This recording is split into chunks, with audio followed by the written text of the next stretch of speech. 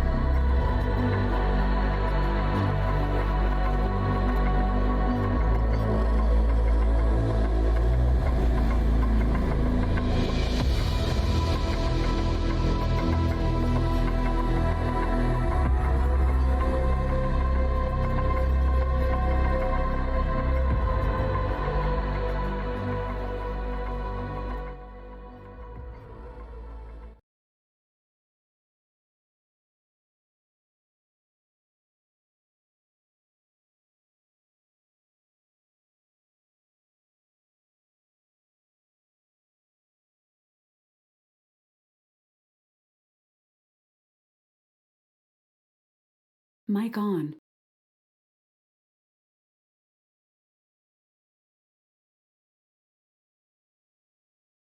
Oh, there we go. Hey guys, what's going on? Good afternoon or good evening from wherever you're at. Open up here real quick. So we're in DFW, gonna go head on over to the West Coast to San Francisco and see how things are going over there in the old Airbus A320. All right, cool. So should be a fairly decent flight. I'm hoping.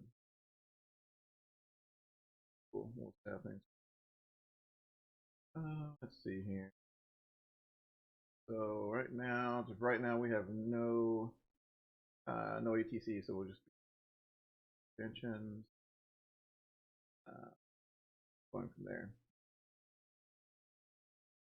All right, so we got. Go ahead and we'll get the overhead set up real quick. Battery should be.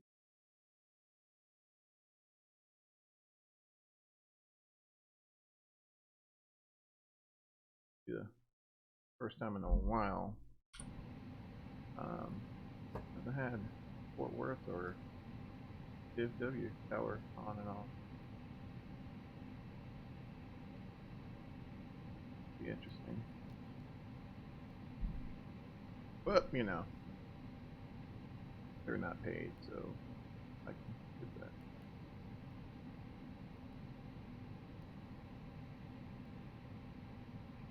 Flight plan thrown in here.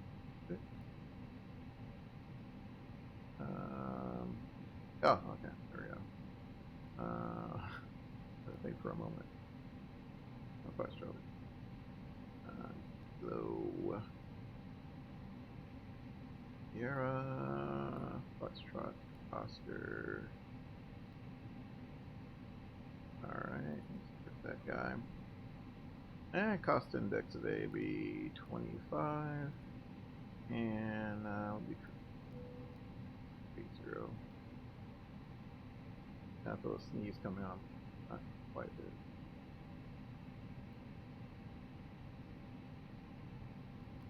Alright, so it's right now we're just getting ourselves logged into AKRs. And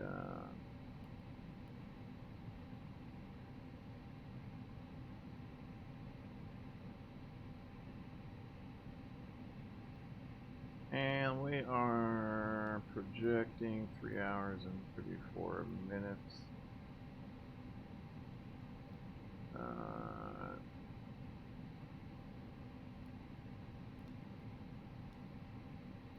don't know, just run in numbers. Or the FO. I don't even know if you have to put a co-pilot here. I've always done it, but I don't think you're on board. 4,000. Makes perfect sense. Alright, so initialized.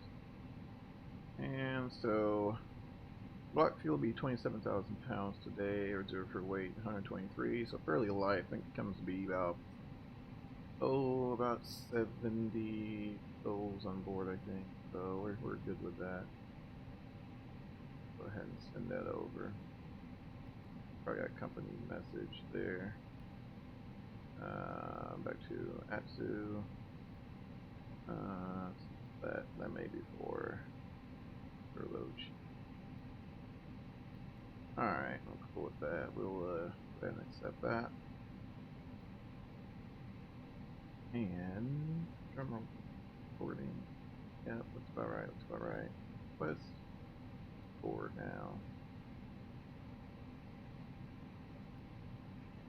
Alright, so while we got the load sheet, let's do this. I'm gonna also request our performance calculation. Well, let's go ahead and pay this real quick while I'm thinking about it. 162 at 5, so winds coming out of the south. So that tells us 17 17 right. So perfect.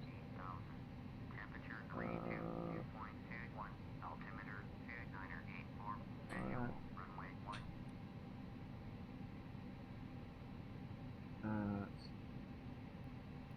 warm day in Texas, so 32 degrees Celsius. All right. 29er. 4. Get in there. There we go. And plan for once. Right.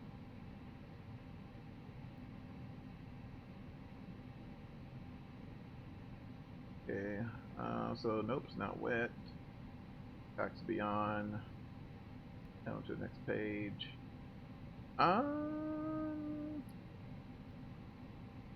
Normally I've seen them do flaps 2 for takeoff, so we'll just stick with flaps 2.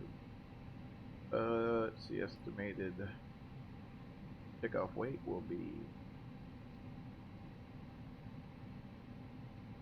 rumble. That is there. Alright, let's see, 150.7 allowed. I may have hit the wrong one, select key. 29. Go and then that. Alright, and they just got back to our initialization screen because we're going to work with that here in a minute.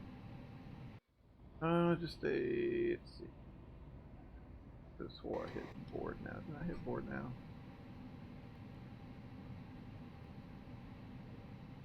Quest. Oh, I may not have confirmed it. I may not have. Okay.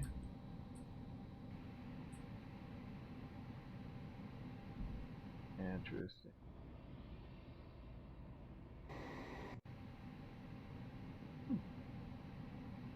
Not using text. Oh well. So I guess we're loaded. Manure feels good. Alright, let's see. So going over the flight plan real quick. 17 right. We're gonna be flying the Harper 3 departure. Off the Halsey transition, direct Tango Charlie Charlie, direct Kilo, direct India Lima Charlie, via Juliet 80 to Oscar Alpha. Alright.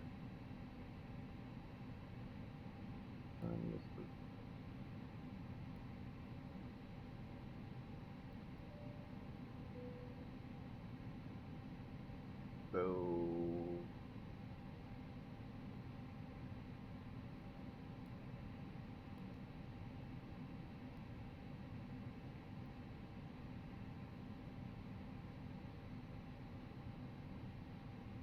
that's kind of weird how it's not.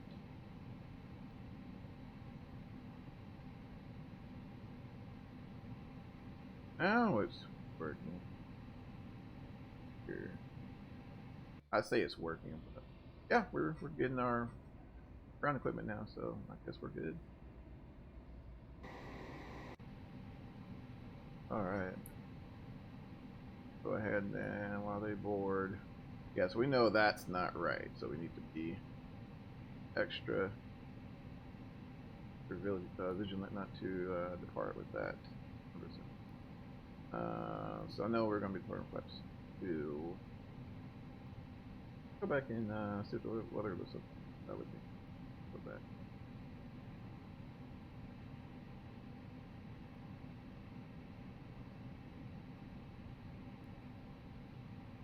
Flex is 4, which that's about what I've been lately. 54, 129. I'll be rotating at 132.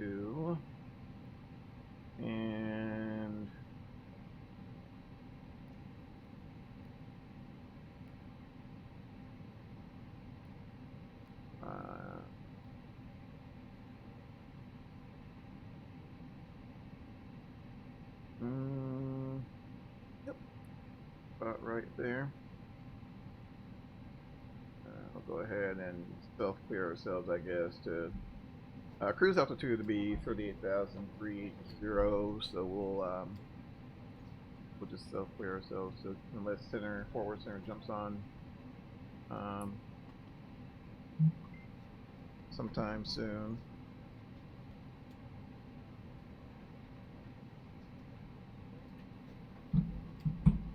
Alrighty. Frames are a little big.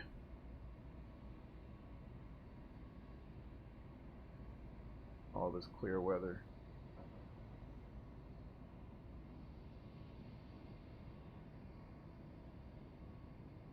And on top of that, the FSLabs, as awesome as it is, it's not shy on the frame, so it's definitely rough on the frame rate. So, all right.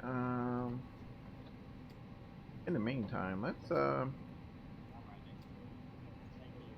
right, I should be good there.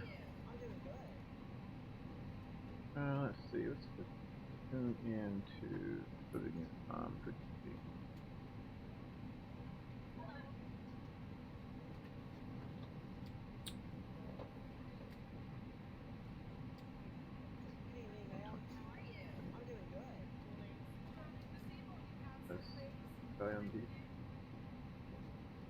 No controls on.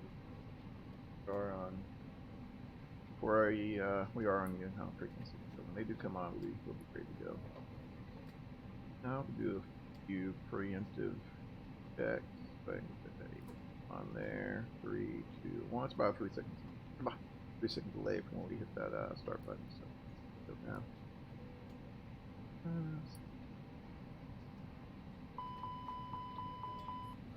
So you can pull your mouse button there, make sure all the not fun stuff. Fine. I mean, while we have time,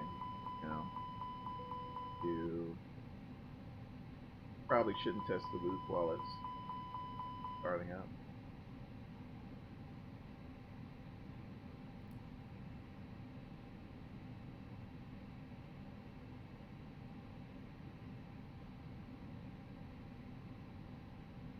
All right, let's see. Pick off info. Well, that's pretty cool.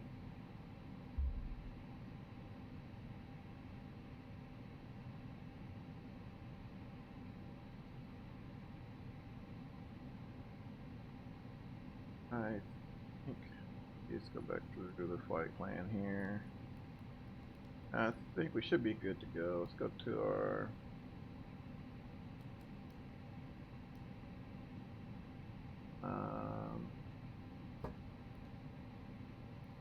over here. I do have a discontinuity of cores. I'm sure we'll be talking to somebody prior to then, so I'm not hugely worried about as we get closer to San Francisco. I'm not worried about traffic there because I'm pretty sure somebody will be on before then. All right. APUs is available. Let's go ahead and get the air conditioning on. I'm gonna slowly start getting everything disconnected, getting out the. Those of you just jumping in, open. Internal controls. Disconnect AC. Just a little bit. But both our left and right packs are on.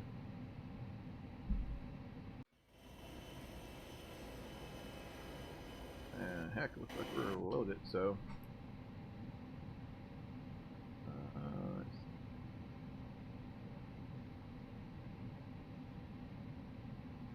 those signs are on. And turn off the external power. Left and right fuel pumps are on. Beacon light on. Fort Worth traffic, American 3033 is lining up lining up for takeoff runway 17 right at DFW. and taking off via the Fork 2 departure to the south. Fort Worth traffic. Cool. Alright, I guess we'll take a call. We're with Bravo 18. Alright. Get the transponder on it. Let me reach all the way over here. Transponder on. Might check 1, 2. Is my mic that bad? Or is it on mute? Hey, what's going on, man? Let's see here. We'll leave that off right now. Not on yet.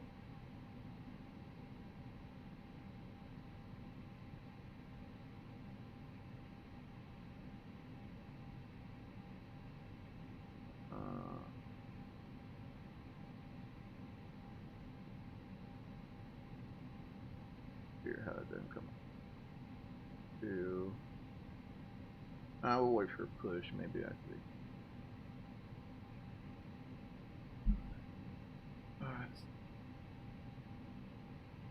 Alright.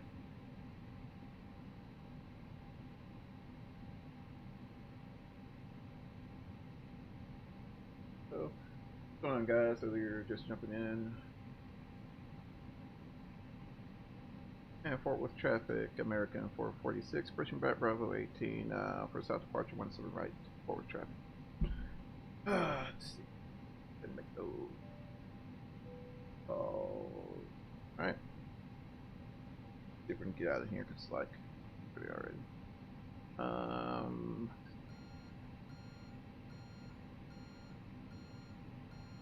That's good to go there. Now, depending on how far we got, we have a company message. I need to check that. So we get a little annunciations here. That's our AKR's telling us that we have a message.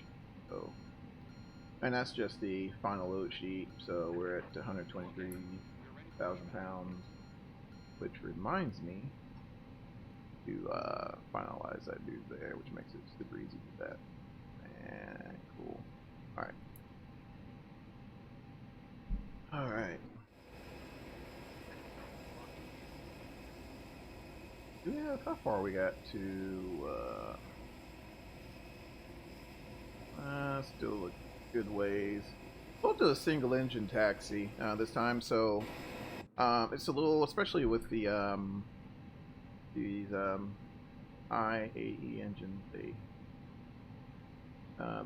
idle kind of high, so parking brakes. All right.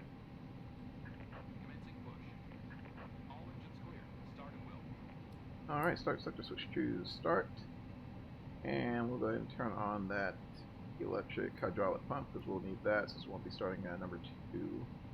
I'll go ahead and start for 1 and should be good to go. And to start the engines is as simple as bring this guy up here. So we'll see both our bleed air valves open up. Not both, I'm sorry, but our bleed air valve for our left engine opening up. And it's kind of hard to see, but there's that number 2 compressor spinning.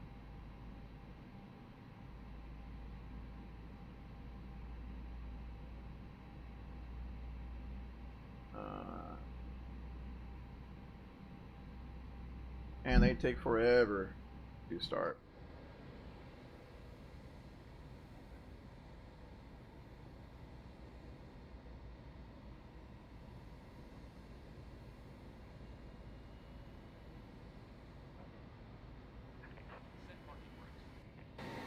All right, my cake was fun. Man, it looked phenomenal. Me and my wife were both looking at it. We were like, man. So now you got her in there baking the cake. Yeah, it looked amazing. Pushback in progress. All right, should be hooking us. All right, yeah, they are. Now, unless I press something other than what I thought I pressed. I swore we should be facing.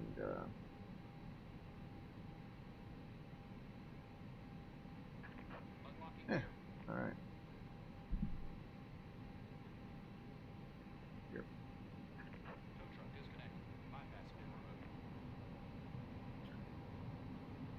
No. That should be fine. I prefer 17 right, so we'll taxi around, cross the bridge, and hit up 17 right. So yeah, we do have a bit of a trip. So that's fine. That's all right. Then we're good to go. So we'll go ahead and then get ourselves set up here for taxi. Pump stays on, and we'll go ahead and turn off our bleeds for APU. Go ahead and shut up the APU, which turns off the number 2 pack. Let's see if we can open up our cross bleed valve and get that number 2 pack going. There we go. All right, brown guys, you done? I see him walking off in the distance there. My goodness, how many notifications do we have? All right, another. Okay, I should have acknowledged that. It should be acknowledged.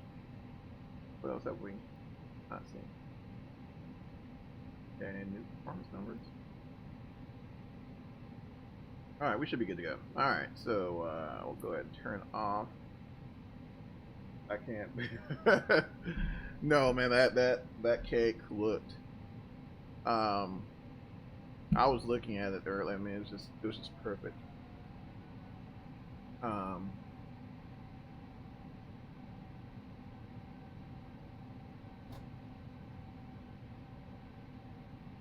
But yeah, it wasn't, because sometimes you completely off sim topic, but we'll Sunday we'll go there.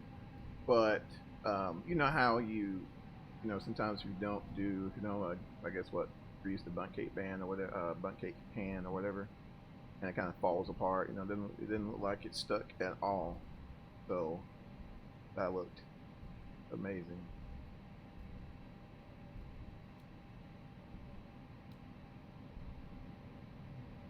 Let's make a call. Fort Worth traffic, American 446, taxi into 17 right south departure, Fort Worth. Oh man. Right back. I think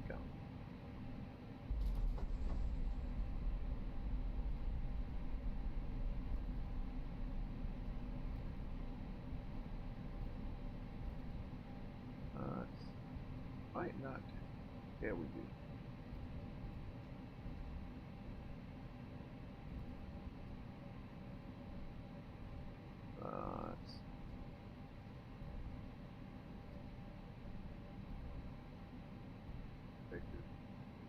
Works like a dream.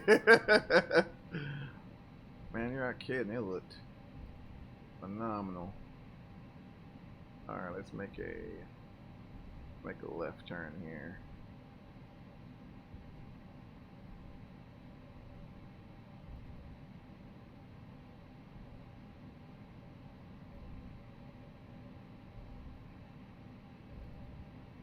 Alright, so we'll make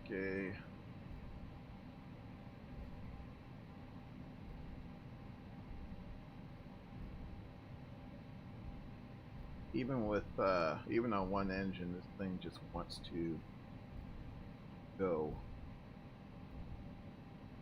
Just wants to go.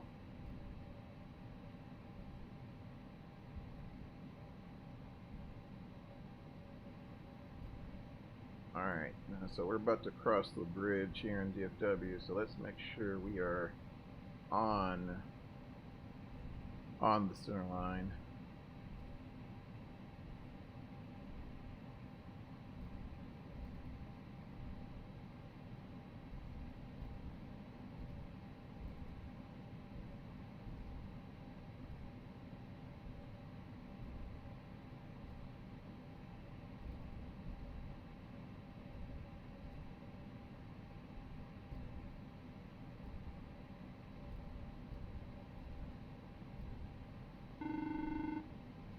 looks like the cabin's ready. Alright, so hopefully the scenery behaves and we don't completely fall through the taxiway. Don't ask me how I know, but very aggravating. Alright. Alright. Good job, FSLabs.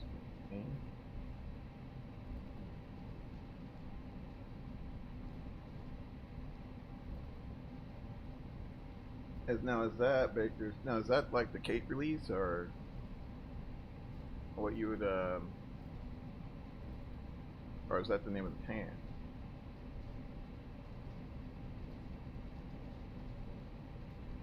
I know some cakes they use cake release, but and the only reason why I know that is my wife. Alright, squeeze the brakes just a little bit.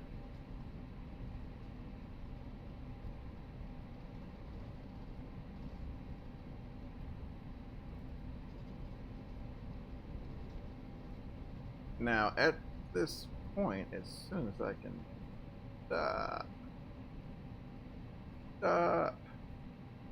we'll get to a, we'll make this left hand.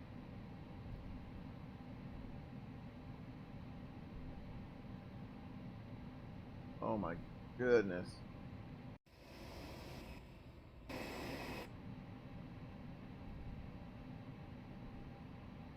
Alright.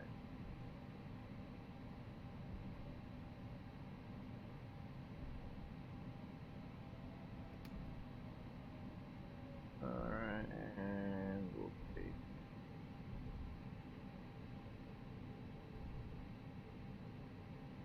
so pretty much a cake brand that has oil and flour. Ah, gotcha. Gotcha. Man, that looks beautiful. I mean, it wasn't, bet you wasn't a crumb left in that pan.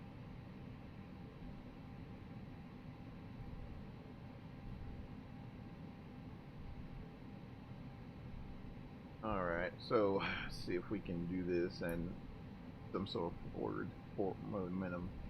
Alright, let's go ahead and start number 2. There we go.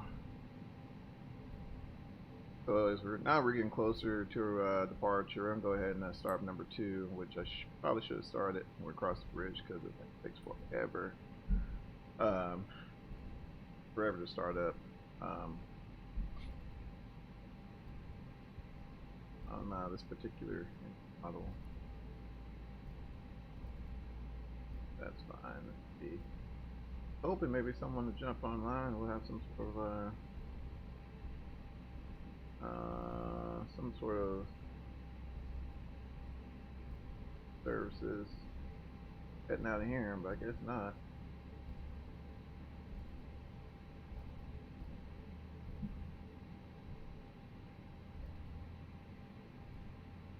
Saturday was really busy. I was kind of watching. Had some things to do with the family, but I was watching. You know, go figure. I was watching the VATSIM map a little bit throughout the day, and it was super busy. Everybody's recovering.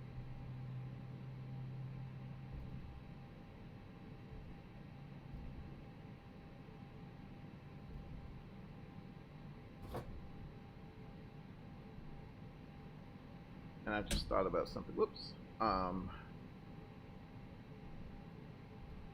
The V2500 engine variant that I'm using now is actually fairly new to my, so a lot of it's not good. So let's set up FSLabs 2. What was that? Trim. I got these numbers down to and we're down to 3. Alright, so do is online, preferably there, back to auto, and pressure pump is off. Alright, so looks like we're almost good to go. We'll go ahead and set our weather radar up. And landing lights on. Nose full line to take off. Let me check one more time to make sure we don't have a controller. Oh, no controller. So I don't know. Hey, Flight Sim, how's it going, bud? Let's see. We're at 200 block code. All right.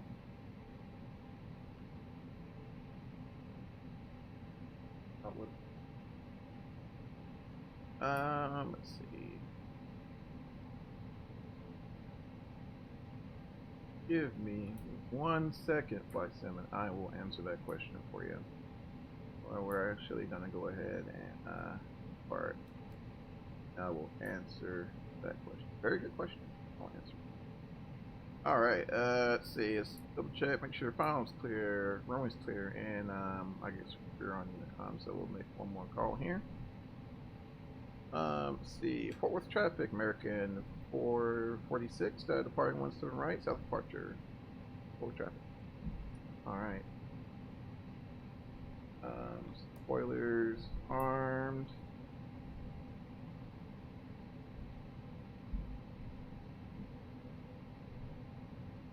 Right, that's lined up here.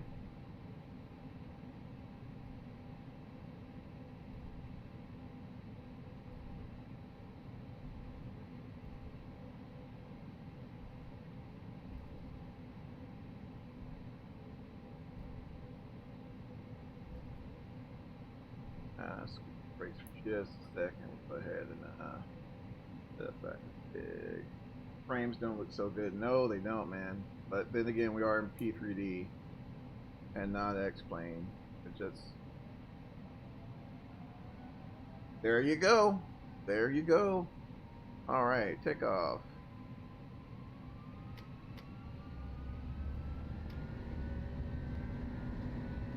Takeoff power set. Engine mixing limits. Airspeed alive. 8 knots. Yeah, frames are horrendous.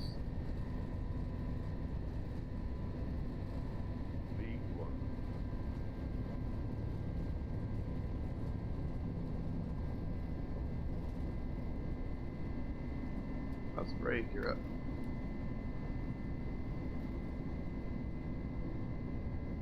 Like, I love the aircraft, I just... are you going to invest in a honeycomb? I need to invest in a honeycomb yoke. First and foremost. But yeah, I mean, at some point, for sure, I think I can easily see that. In my future. At some point. Alright, let's go ahead and...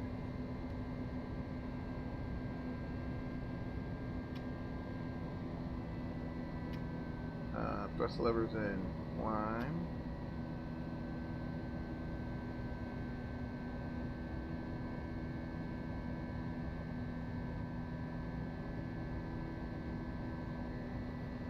Yep, guys, sorry for the frame rates down here. I know they are poop.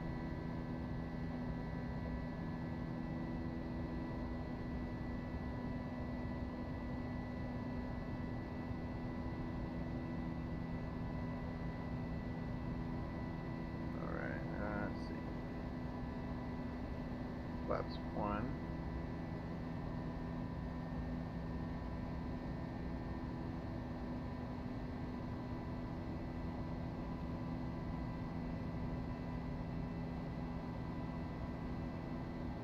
Okay. Left throttle.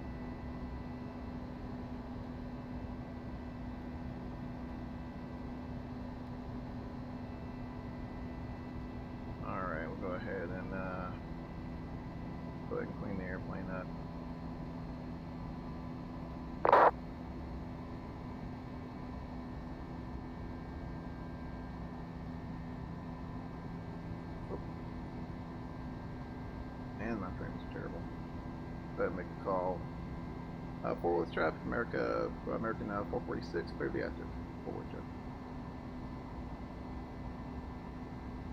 And by information. Man, I'm trying to get better. I'm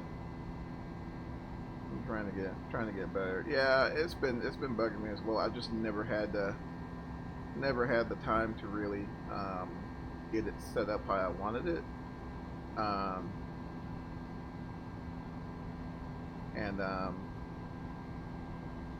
So it's definitely been a bit of a delay. But yeah, it's pretty nice for me, especially because I mean the flight information's there and all that fun stuff. So it makes life much easier. I am looking at Sim Toolkit at some point, but I just could not get it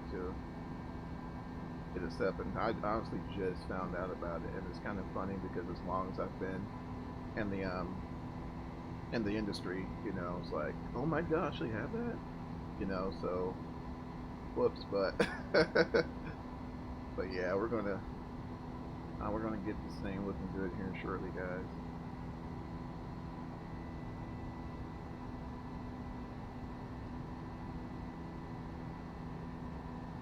Exactly. I think that's my thing as well. You know, I mean, you know, it's as long as yeah, let's be honest, especially flying by yourself, you know, it gets really boring.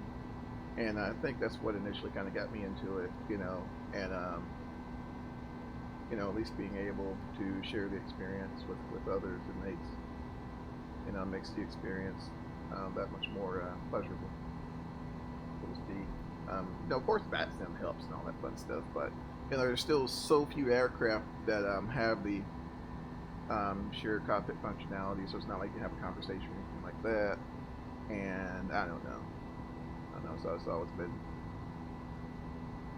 you know, give me a few guys in the chat to talk flight sim with them. Good. Do you care about subscribers? I honestly just do it for fun.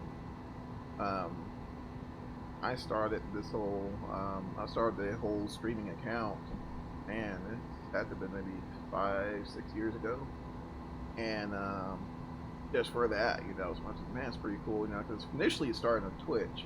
I got on Twitch back in like 2011, and I was streaming other games and stuff like that, like what was it, American Truck Simulator back in the day. Up, we're at 10,000 feet, and landing lights off, and turn that guy off, and we'll let the passengers up. Yeah, man, these frame rates are bad. I say they're bad. I mean, they definitely could be worse. It's like 21 frames a second now, and then this aircraft as well. But yeah, I was streaming like American Truck Simulator and stuff like that.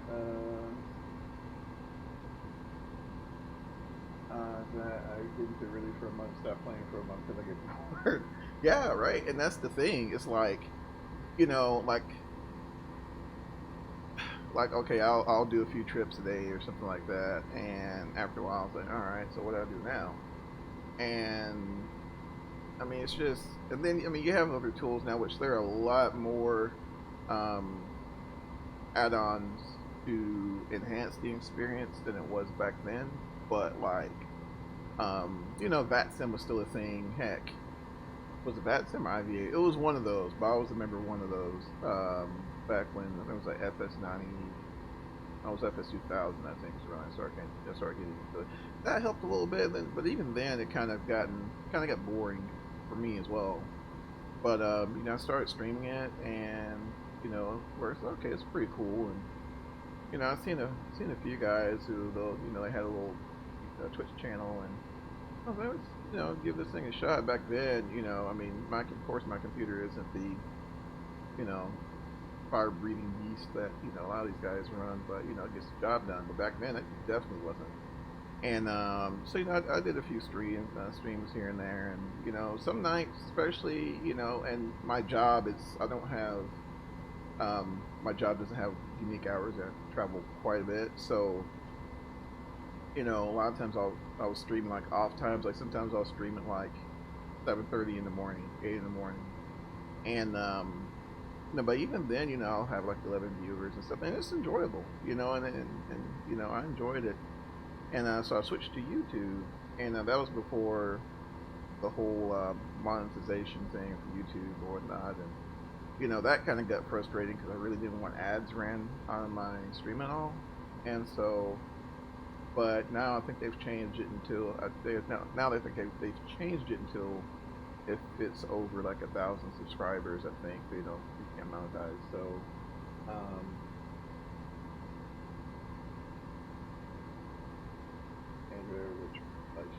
yeah, I know, man, I know, and that's the bummer about the FSLabs. Like, I love this is probably one of my most favorite aircraft in flight sim. I mean, just by far for any sim. I mean, they, it's as far as detail, the amount of character they put in the aircraft. I mean, it still blows me away.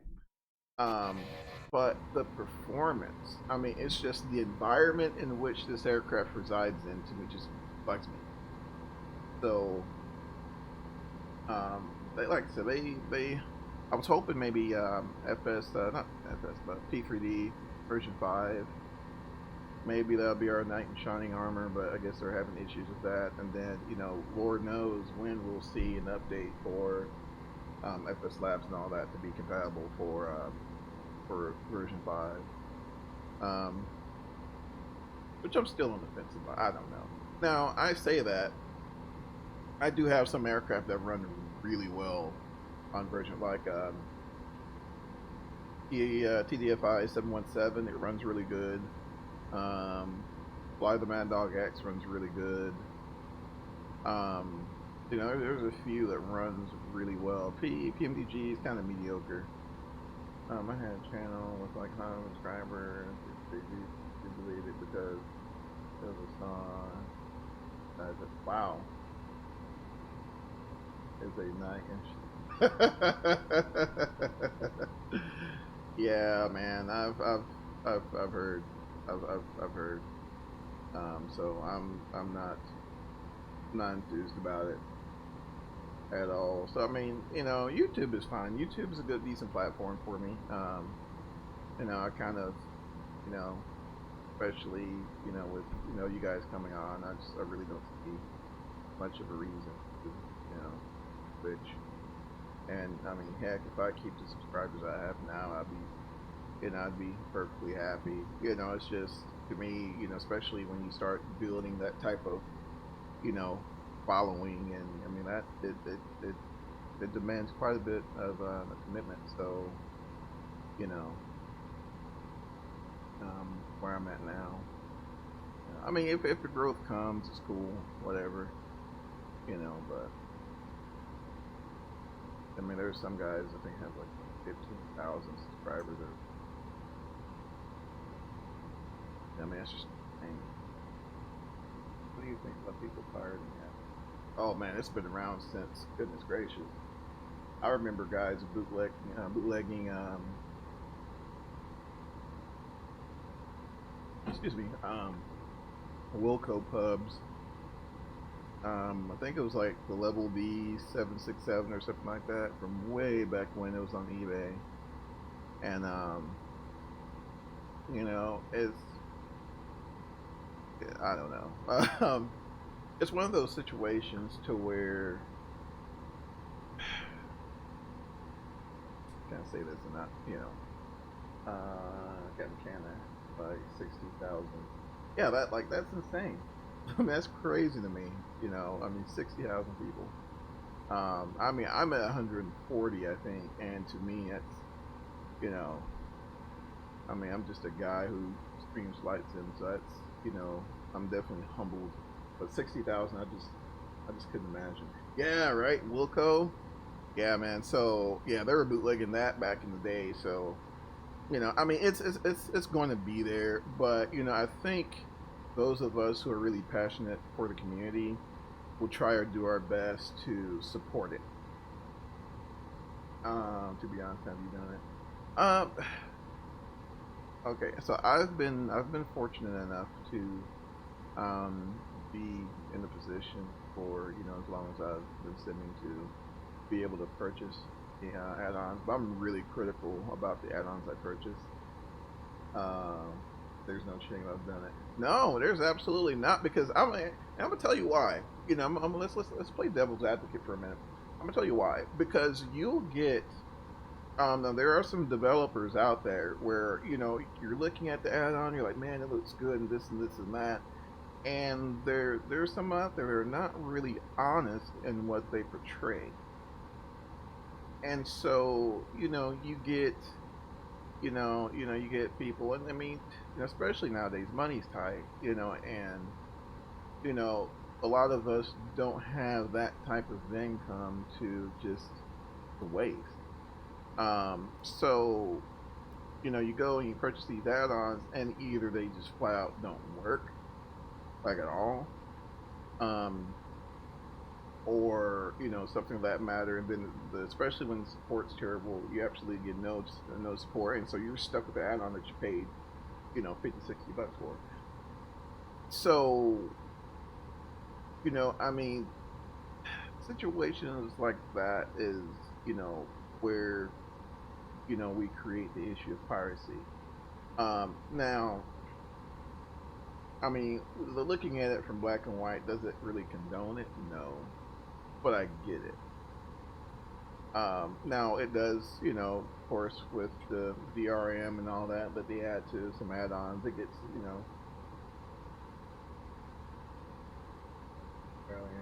exactly, and now there's some developers that will have like a demo version or something like that. That's cool. Or a lot of people are not even for add-on. That's insane. That's insane. And especially once you get kids and you start getting a family, yeah, there's I mean, it's all about priorities, right? You get older, and things just change. We got traffic. It's like a Beechcraft. How far? 11 o'clock there. Which I don't see him on TCast. Why not? Why not? Where is he? So will he show up here? I'm sure it's a setting I haven't done yet. No, we don't see him on TCast. That's weird. I think I got it set for all. That's strange. But yeah, that's crazy to me, and that's also irresponsible. I mean, the add-on is not going anywhere. I promise you, it's not like toilet paper. It's not going anywhere. So, do what you gotta do, get your funds together, and then get it. And in fact, a lot of times it's best to just kind of let that first wave, get out of the way. It looked terrible. Well, at least and at least you gave me the heads up. So, but and on the flip side of that, I mean, I'll be honest. I know there's some people out there, they'll get it from wherever they get it from, and then they'll go and purchase it. If they like it, they'll go ahead and purchase it so they can get the support and stuff like that. Does it make it right? No, but I get it. You know what I'm saying? So, it's just one of those things, man. We could sit there all day long, and it's wrong and this and this and that, which it is, but it doesn't change the reality. You know what I mean? So, I use my ability to be able to, if I can, support the developers. If I can't afford it, I just kind of I'll troll through base webs and see if see what we can buy it. I'd rather spend on flight less than yeah, I get you. I get you. Okay.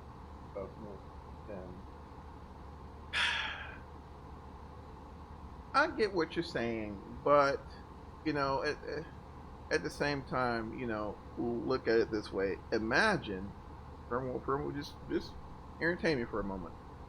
What if, is that Albuquerque Center? Do we need to talk to Albuquerque? We'll be going, I think we're going to be going through. Is that Albuquerque Center? Let's see if we can, I may throw these guys foreign food. Yeah, man, I totally get what you're saying.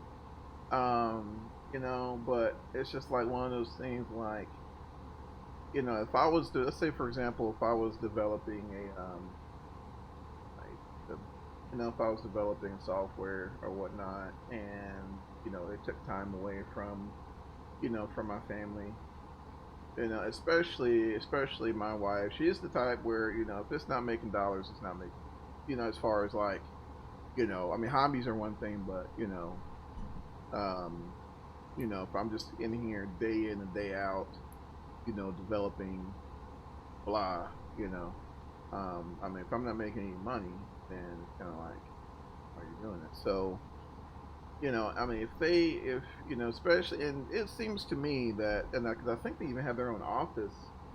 PMDG has their own office in Virginia. I don't know why I want to say Virginia, but somewhere over there they have their own office. So, you know, I mean, all that costs. So, in a good position to buy it. Yeah. Oh yeah.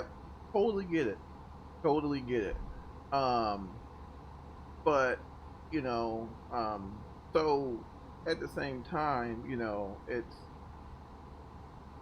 you know, I mean, they have costs as well, right? You know, so yeah, I mean, you know the deal. And I mean, I was young too. You know, I mean, I understand. You know, it's, man, I get it. Um, you know, we didn't have a whole lot of money coming up either when I was coming up. So, but you know, it's just one of them things. You know, like I said, I was fortunate enough. You know, by the time PMDG started putting out these heavy hitting add-ons, you know, I was already well into adulthood, things like that. So, you know, if I could afford it, I bought it. You know, and I just kind of showed my support. Now, yeah, $130 for an add-on, yeah, it's a little pricey, but you know, I think I've, like that PMDG 737 has been around for like 10 years. So I don't know. Me, if I'm getting 10 years of use out of something, I can kind of see it. Um, you know, but you know, you look at the forums, and when the word piracy comes up, man, people just get all wound up about it, and you know, it happens. I mean, it just does. Um,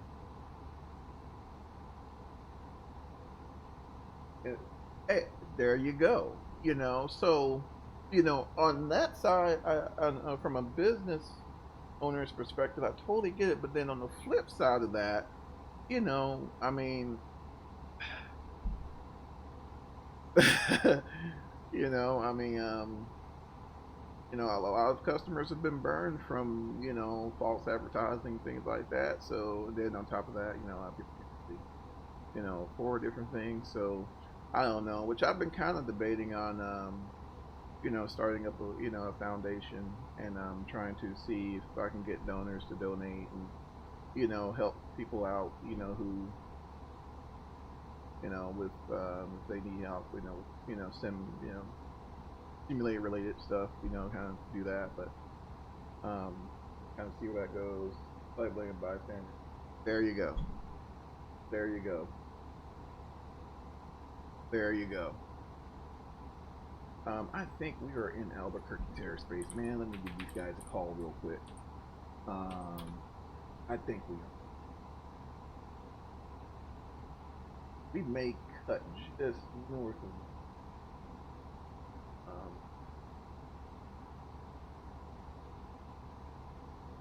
we're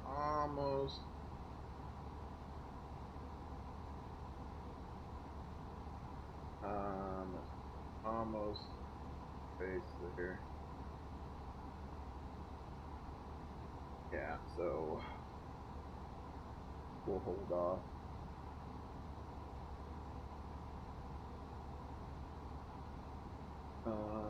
Let's see. reducible overall problem. Exactly. Yeah, and you know, I mean, it's a sticky situation.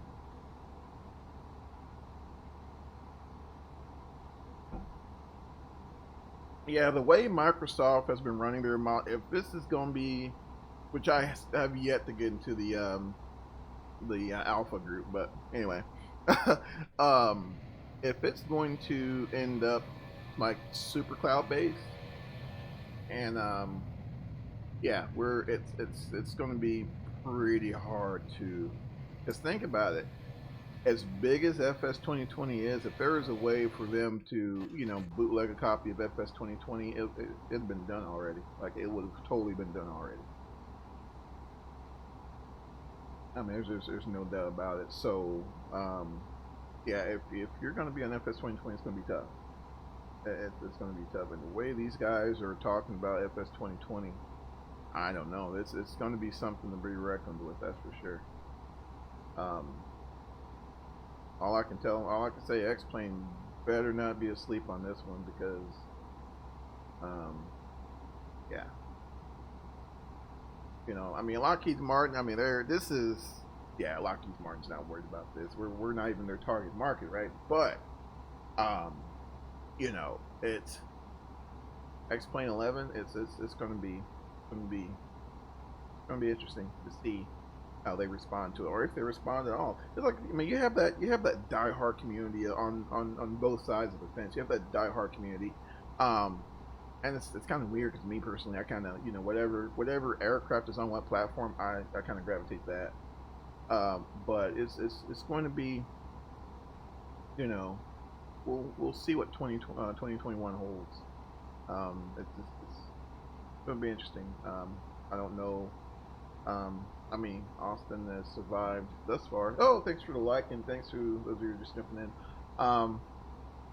It's you know, Austin's been surviving thus far, so one could only venture to guess what he has in plan. So far, you know, I don't know, man. It's I don't know, because you know, like seasons. I mean, you know, come on, guys. It's been how long, and we haven't had seasons in X-Plane yet, and it's, you know, is it a big deal? Not really, but at the same time, when you got, you know, we've been having seasons in Flight Simulator for how long? You know, how many years? And you know, they just kind of brush it off, and you know, physics. Yeah, physics is huge, and you know, and I've said this before. You know, as far as how an airplane feels, it feels so much more natural in X-Plane 11 than it does in P3D, unless, you know, it's something like this where it's been just completely worked. Um, but at the same time, let's just delete X-Plane 11 and P3D. Go back to FS98, man. Don't tempt me. Don't tempt me. Believe it or not, there are still simmers out there rolling FS98. I don't know how. Um, I'm sorry, not FS98, FXX, FSX, and FS9. Um, they're yeah. um, which I mean, I like I said, I totally get it. I mean, it's a lot, you know, especially, you know, if you don't have a, you know, a decent running computer. I mean, it, you know, because even I'll take, we're at what, 38,000 feet, and I'm right around 30 frames a second ish. Oh, do I have my overlay on? If it says before, yes. Oh heck yeah. You know, and you know, they're just as on Instagram they posted. Oh yeah, by the way, Flight Sim. So I do have an Instagram now. So if you go to my channel page, um, should be on the little channel banner there. Just look for Instagram and all that fun stuff. So it's on there. Trying to get into the 21st century. You know, but yeah, I don't know. I would really love to get my hands on, see how what all the fuss is about FS20. Yeah. But I think people spend so much money on ammo. Let's say a lot of people have done that. There's like a whole group to where it's just nothing but um, like cockpit builders. So they build, you know, um, yeah, like full blown, cockpits in their garages or whatever. I mean, I'd be divorced, but yeah. Name. Oh yeah, yeah. My bad. Um, so when I was in the army, um, that was Stalker was our group's call sign. So I was like, man, I need something catchy, and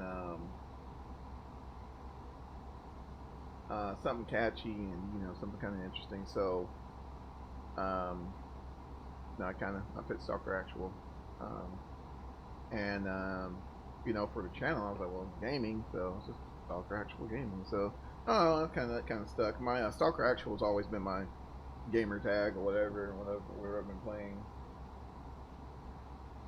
over the course of. Yeah, it's just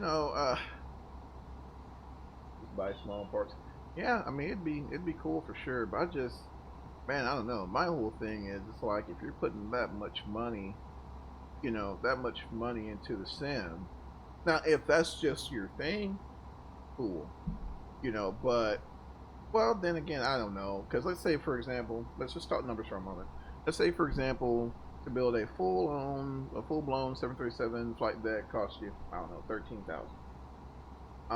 You could get into a 1/5 Cessna 152 for, now about 13,000. Now, good luck trying to get the thing to pass the annual on the first go, but you can get into one. Now, ESTA 152 versus a full blown, minus the hydraulics, level D 737 cockpit. So I get it. It depends on what side of the argument you want to be on.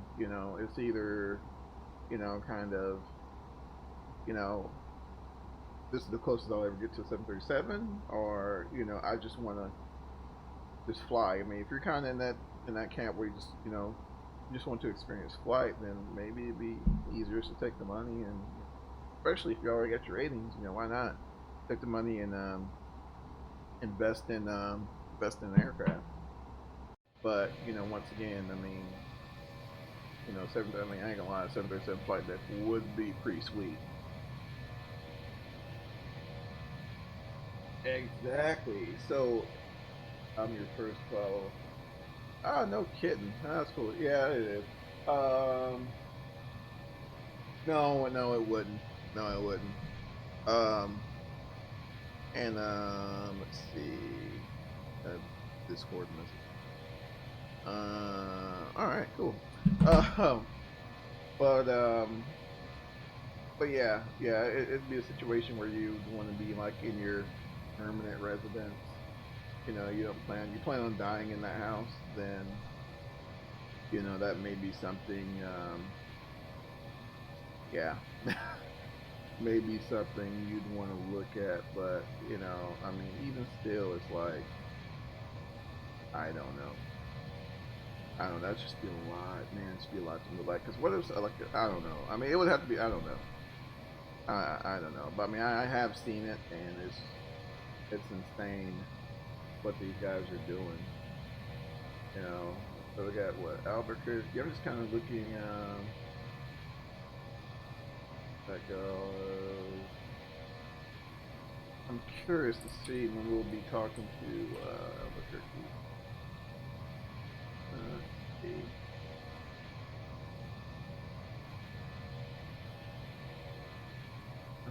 Where we at? Yeah, there's Albuquerque Center. So yeah, they are online. They are online. Let's give these guys.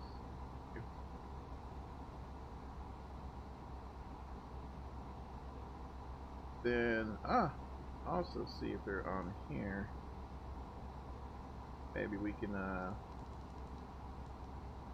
pick up our clearance fairly quick. I don't know. Let's see, Etsu. Menu, online ATC. Alright, it's like New York is on. New York's on, but no one else is. Hey, this Whiskey current at Phoenix, altimeter is 2.81.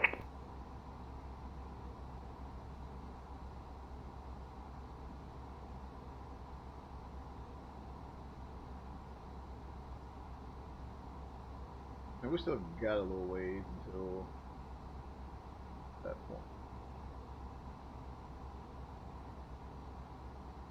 Oh, and Open Center is on as well. It's gonna be pretty interesting. But yeah, I think it'd be cool. But you know, I don't think that'd be something. American 630, Albuquerque, centering on frequency. I don't think that'd be something I'll see in my future. Oh.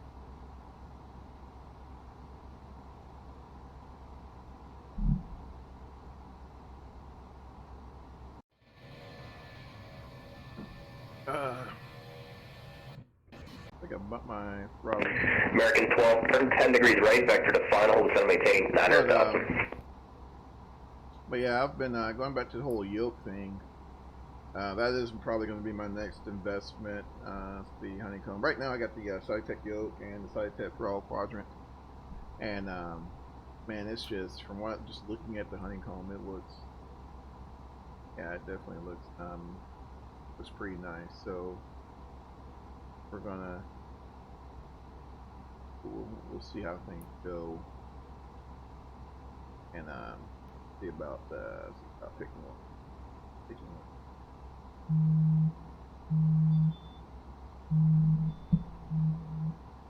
That's my doorbell.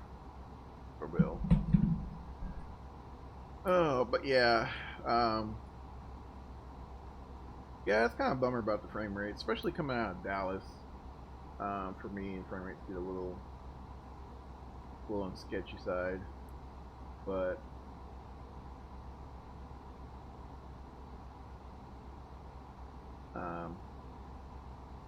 I don't know. I just, like I said, the FSLabs to me super. What's my current setup? So my current setup, let's see if I can split up for you.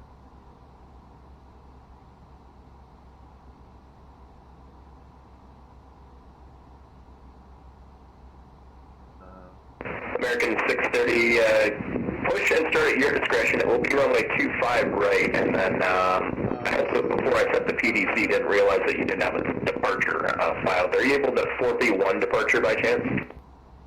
He's talking. So right now I have a the 4B1 departure.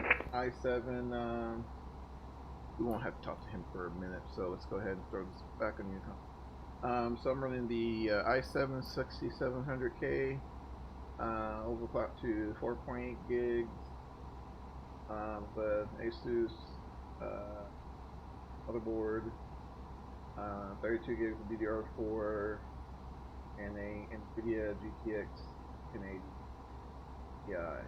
So it's about time on the video card, but I don't know. I mean, it works. I mean, I don't have any issues. It's just when I'm, when they've explained this, you know, multiple times, but just the amount of processing power that, you know, all these displays, I think they took quite a bit from Airbus. So, I mean, all of this takes, you know, computing power on top of the graphics, on top of everything else that runs in the back end. So, the different services that FSLabs runs. So, I mean, yeah, you know, I kind of figured I'm gonna take a bit of a hit, you know. Yeah. But it's not bad. You know, it's not bad. You know, I think at some point, normally I wait for like every, oh man, maybe every 3 or 4 years I'll update my CPU. Motherboard, the motherboard, of course, I kind of pair with. So when I upgrade my CPU, I go ahead and upgrade my motherboard. The video card. EPS 1529 Albuquerque Center. Good afternoon. Aegis Whiskey's current now, and I'm working on your PVC. Expect that in the next minute or two. Oh, cool, sir. Handing out PDCs like hotcakes. Sweet. So it just kind of depends. Right now, you know, I'm pretty comfortable with my setup. Actually, I just took it apart and got everything, and I cleaned it all up.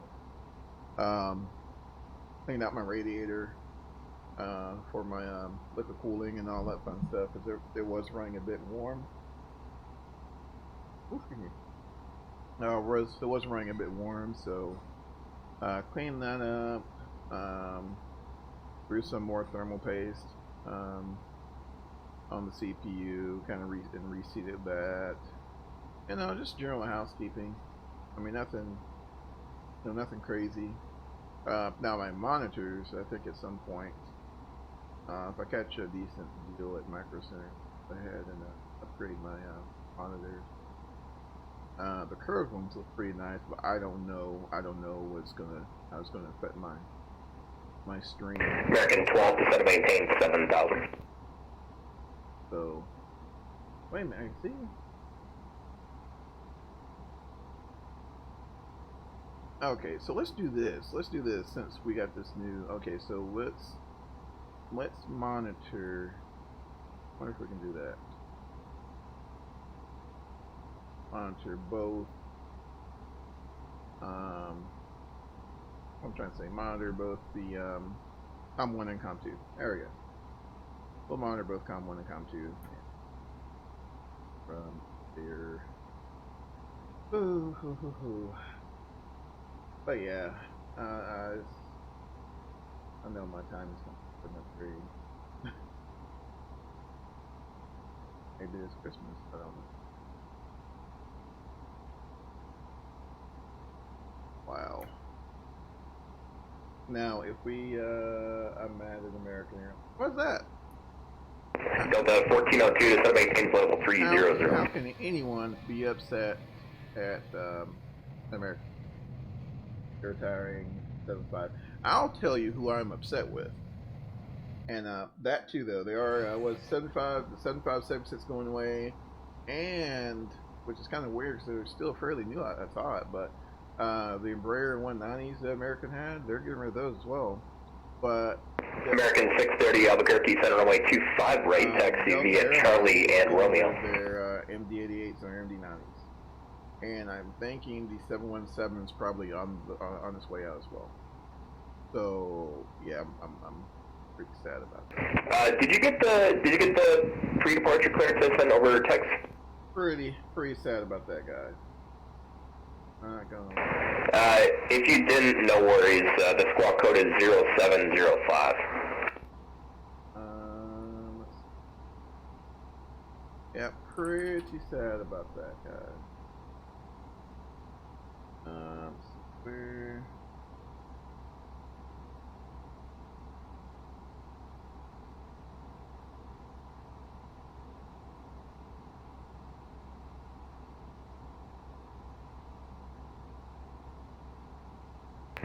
Thank you.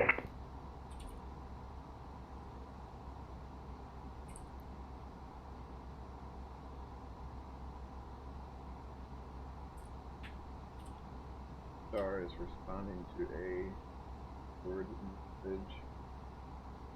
I hate the new plane. Yeah, I do too. Well, I don't really hate them, but you know, I don't know. They,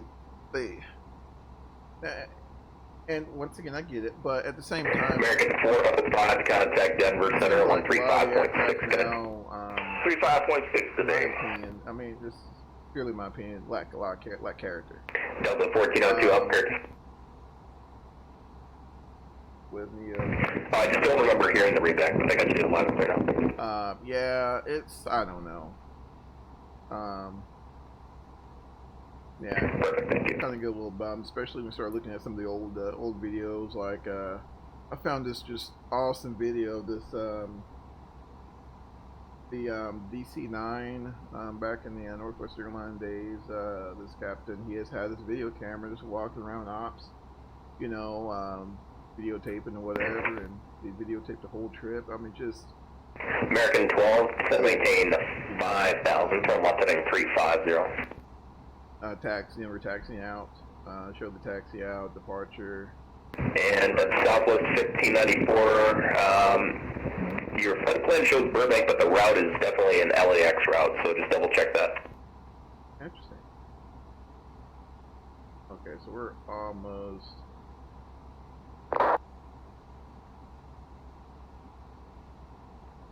Clear the runway, okay.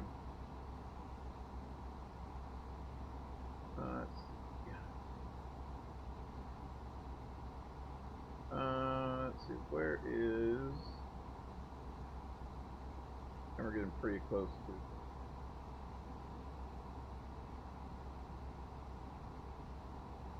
PCC, that sounds good. Who can carry? That's where it is. I was like, man, that sounds really familiar. EPS 1529, runway 2, you want 25 left? The new planes are just. Just give me just a sec here. American 12, turn left heading 290, intercept 25 left, localizer, descend maintain 4,000. Yeah, I mean, and this just comes with the times. I mean, it's just something we're going to have to accept.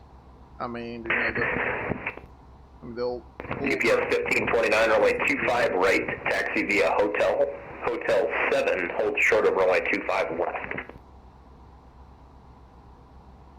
The old coal-burning aircraft from back in the day are long gone. Let's see. Yeah.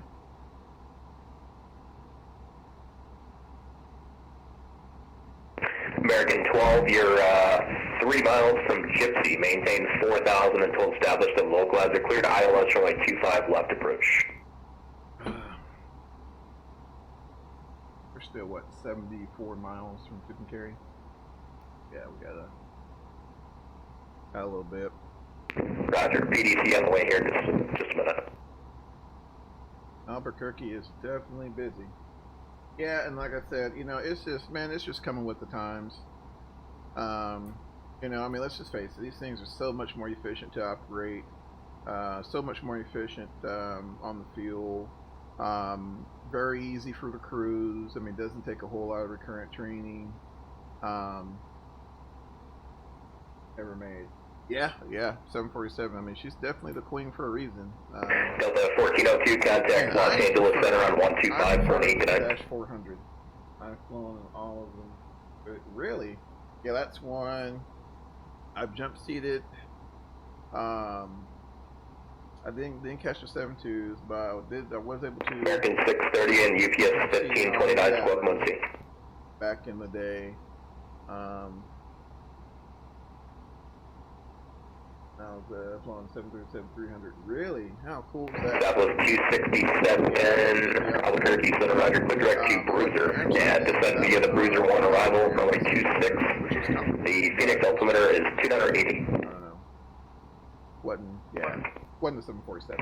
And I think you were talking in the middle of my translation there. Southwest 267, you're clear direct to Bruiser and descend via the arrival, runway 26. The Phoenix altimeter 280. Oh no, wow. American 12, the wind is 310 at 9, runway 25 left, clear to land. Wow. Yeah, I've seen them all over the place, especially Minneapolis, back when Northwest was up there. Tons of 747s, tons of them. But yeah. American 630, Roger, just verify your squawking mode C, runway 25 right, clear for takeoff, the wind is 310 at 9. Didn't hear the last time.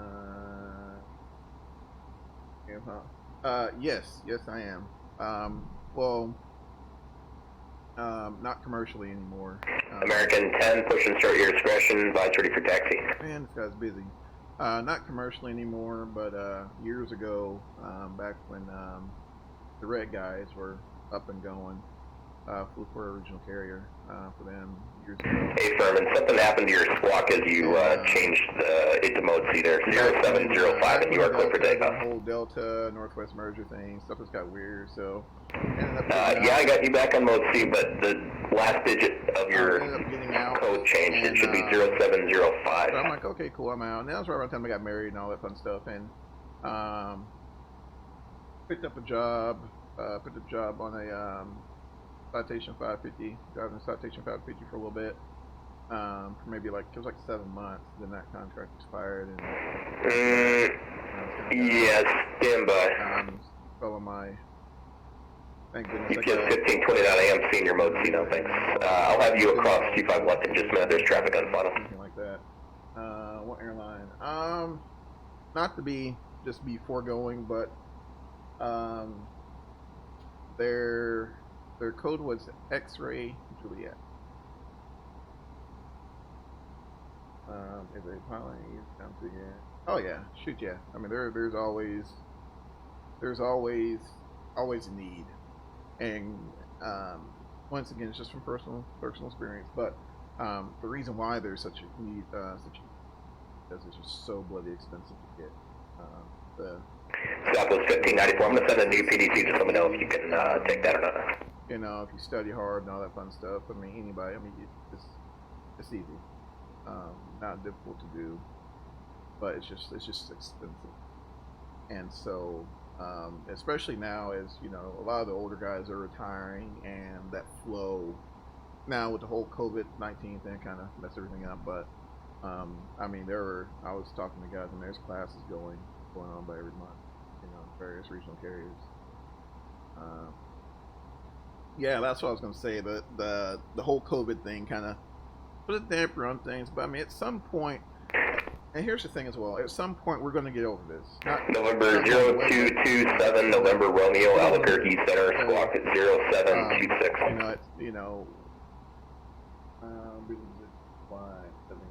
Yeah, that'd be cool.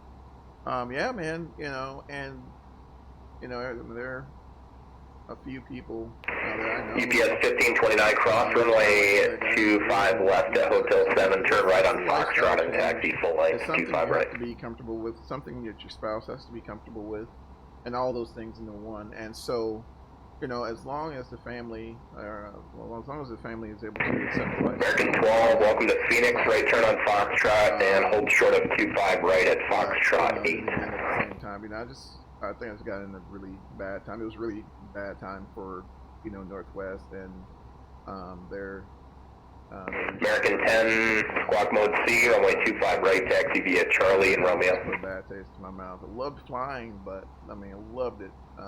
American 12, you missed the right turn onto Foxtrot there. Cross runway 25 right at Foxtrot 4. It's the first one there, and then taxi ramp via Echo and Tango Bravo. When I can, try to get into some IMC when I can. Practice my instrument skills and all that. It's awesome. No worries.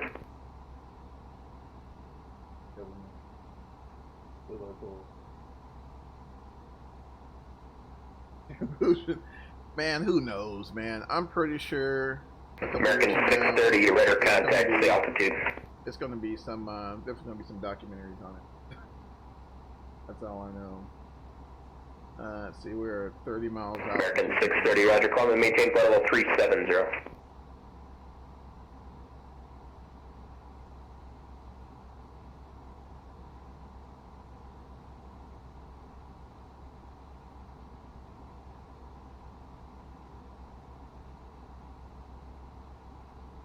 I don't know, guys. I'm thinking about going ahead and giving Albuquerque Center a ring, and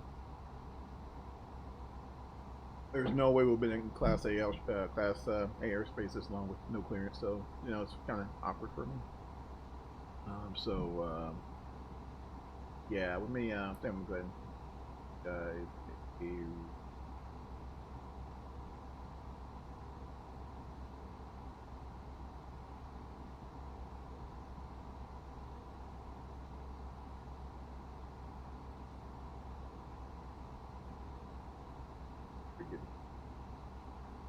I don't know. Be able to. November 5312 Papa, the Gallup altimeter is 3011. First class medical. 3011, November 5312. I think we all, as long as American 2680, Kansas City Center is offline. Radar service terminated. Frequency change approval. See ya.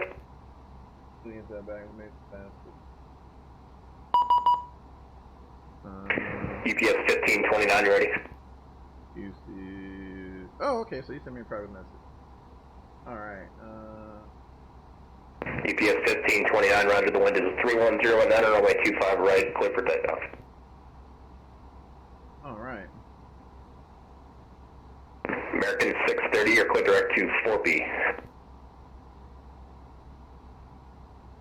Alright, let's see here. November 227, November Romeo, radar contact over the Stanfield VOR. The Phoenix altimeter is 2988. Okay. Albuquerque Center, American 446.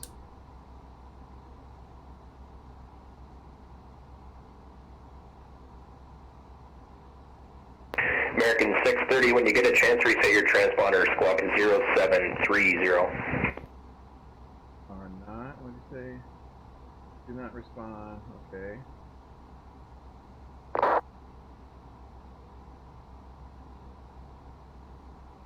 American 10, heavy, runway 25 right, line up await, short delay for intros facing. Okay.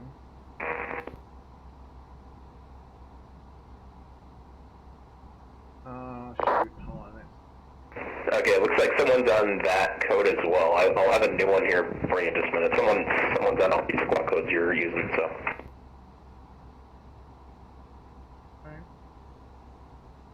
I'll have a new squawk code for you in just a minute. Someone's on all these codes that you're using for some reason. Oh, interesting. They're American 446. Go ahead. Center American 446 with you, flight level 380, 7 to the east of Tango Charlie Charlie. Can we pick up IFR clearance for me? American 446, Albuquerque, squawk 0764. 0764 446. 007. See here, hold on. 076. Albuquerque, Senegal, American 2568. Check in, flight level 346. American 2568 forward, or correction, Albuquerque Center, squawk 0765. Alright. 0765, American 446, you have radar contact over the Tucumcari VOR, and no clearance necessary if you're already airborne coming from uncontrolled, so just proceed on your route and maintain 380. Maintain 380, proceed on the route, American 446. American 10, yep, I just need a little bit more spacing. You're both going to LAX, so I'll have you on your way here in just a minute. Let me get that. You can get 1529, your radar contact, say altitude. Bear with me. Hopefully that works. EPS 1529, roger, climb and maintain flight level 320 and clear direct to Buckeye, Bravo, X-ray Kilo.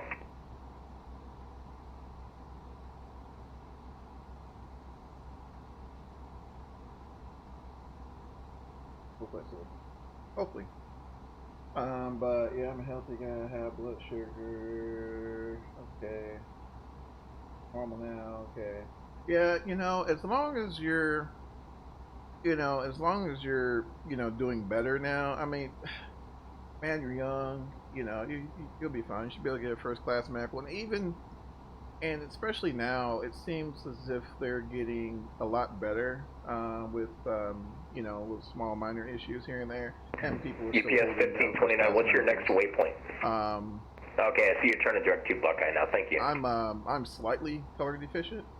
And it was funny because I left Mississippi. I drove 25 hours to a flight training center in Phoenix, Arizona. And American 2568, radar contact 25 miles east of Stanfield. And of course, you had to get your student certificate. So I went and got my medical done and all that fun stuff. And they're like, "Well, wait a minute, you're color deficient." Really? you know, but you go, and of course you go through American the process. 10 Heavy, runway 25 right, clear for takeoff, wind to 310 at 9. Then you get a letter from the FAA saying basically, you know, you've done the light gun signal test or whatever. I think there's you can do the Farnsworth test or something like that as well. But I did the light gun signal test and super easy, you know.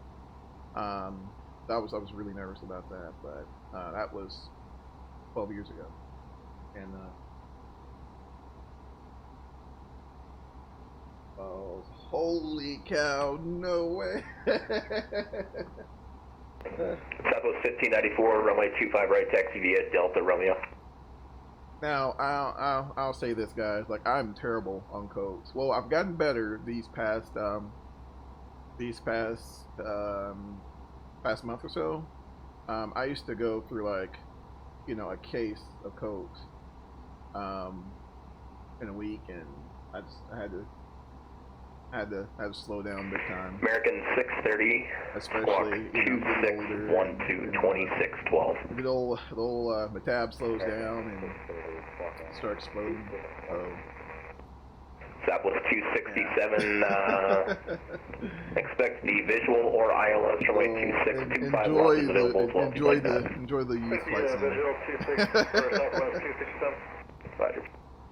Greetings. Oh, how's it going, man? Thanks for diving in, guys. Definitely appreciate the company. Roger, that one looks good, thank you.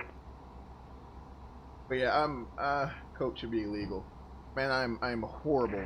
November 5312 Papa, did you have an approach request at Gallup, or do you just want the visual? Now, the chips I'm still working on. Yeah, the visual is okay, November 5. Chips I'm still working on. 5312 Papa, Roger. But, you know. Yeah, chips are. But American 10 Heavy, your radar contact, say altitude. But now I've been on the PETA chips. American 10 Heavy, Roger, climb and maintain flight level 340. They sound gross, but they're actually pretty good. And altitude 10. I guess subconsciously you're kind of thinking, you know, like that crunch or whatever. Roger, just let me know when you're back. But yeah, it just man, you feel so guilty. Like when I was younger, I would get like a bag of Doritos, and then about a day. And just to confirm, you got the chili Ford and Needles, and then J6 Palmdale. The bag would be gone. Takis and hot chips. Oh, those Takis are deadly. That was 1594, perfect. Thanks. The wind is 310 and enter runway 25 right, clear for takeoff. So guys, well, I guess a verbal poll real quick. So, do you guys prefer which version of the Airbus do you guys prefer? Do you guys prefer the American 10, what's your next waypoint? The 2500 series or the CFMs? Just curious. Man, those PETA chips are awesome. They are awesome. American 10, what is your next waypoint? Okay, you don't have the departure in there then. American 10, fly heading at 255 and expect messy here in just a minute. Thank you. Definitely appreciate you swinging by. Yeah, that Tolis A321, man, I got to say, it looked pretty good. Not gonna lie. We were talking about it earlier. You know, like especially because I have the UPS 1529, amend your altitude, maintain flight level 280 for now. FS Dream Team Scenery, which is cool. But I guess in combination between FSLabs and the scenery, it just eats up my frames. And I know I do have the A319 from Tolis, and X plane is just butter. I mean, it's just phenomenal. November 5312 Papa, descend at pilot's discretion, maintain 11,000. Yeah, I am too. I love that. Pilot's discretion, that buzzsaw sound from the IE. It's just an amazing. I don't know. Now, if you talk to pilots, talk to some, a few Northwest guys back in the day, good friend of mine, and he was like a mentor for me when I was in airlines, and he was on, he was a 320 driver, and he hated them. I mean, you talk to him about the about the CFM and the whole IE conversation. I mean, he absolutely hated them, but He also told me that they're extremely good on fuel and plenty of power up high.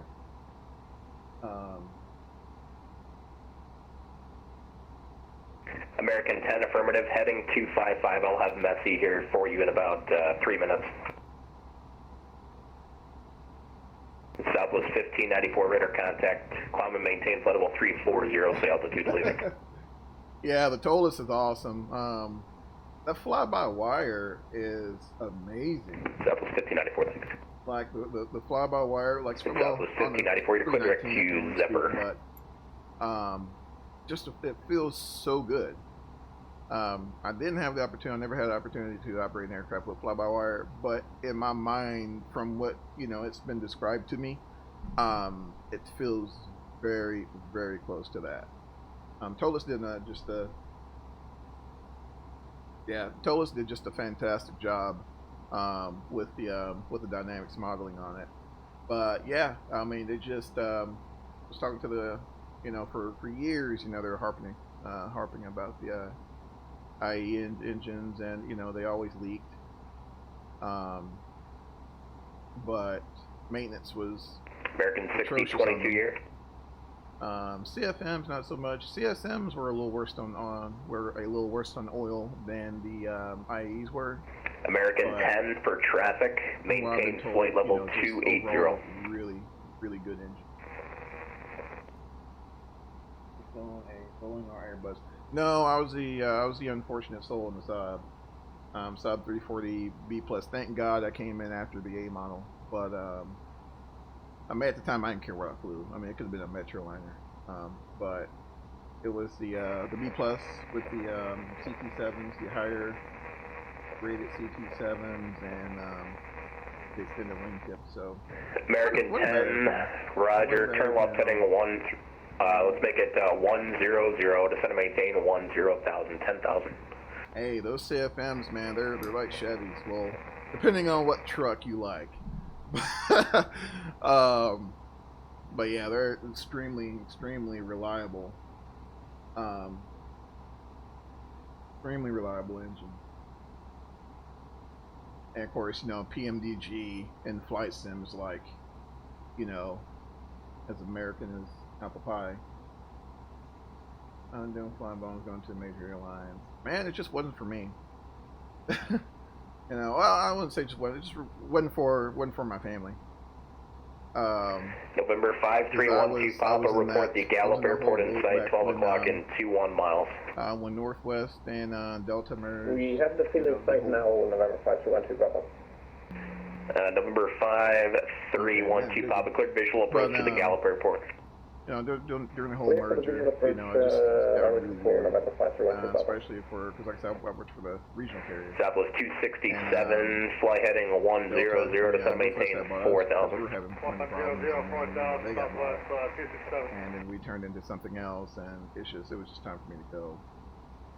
And I think by that time I already kind of had a bad taste in my mouth. So and it's just And see, here's the thing, when you get your commercial ticket, the airlines isn't the only route you can take. Please keep that in mind. I think we kind of get stuck in the mindset of, UPS aircraft, American 6022 Albuquerque Center, Roger. And I got this commercial ticket. UPS 1529, traffic no factor, climb and maintain flight level 320. 320 for UPS 1529. Starting point. Great platform to really get into it, but it's not the only way in. In fact, really good friend of mine, he started out in pipeline inspections. He flew pipeline inspections for years and years and years, and it was one of those situations where he just got bored with it. Just got bored with it. 172, I got like 1,000 hours in 172, and so he, but prior to that, I think he had time in the King Air, the Beach 99. American 10 Heavy, the guy, expect the ILS or visual, so, runway 26, your choice. He just got tired of it, and I think he picked up a gig at, in Denver. Roger, would you like the ILS or the visual? What do you recommend? So pipeline you're coming in very inspections, weak. well, not so much nowadays with the whole COVID thing. So pipeline inspections, so basically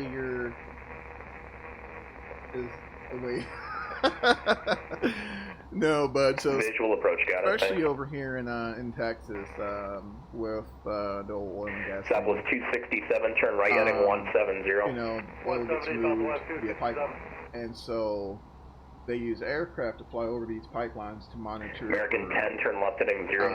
Monitor for leaks, things like that. They also carry various sensory equipment, and basically it's just you and this 1A72, or I've heard of 172s being used, 182s, Huskies. November 5312 Papa, no traffic observed between you and Gallup Airport.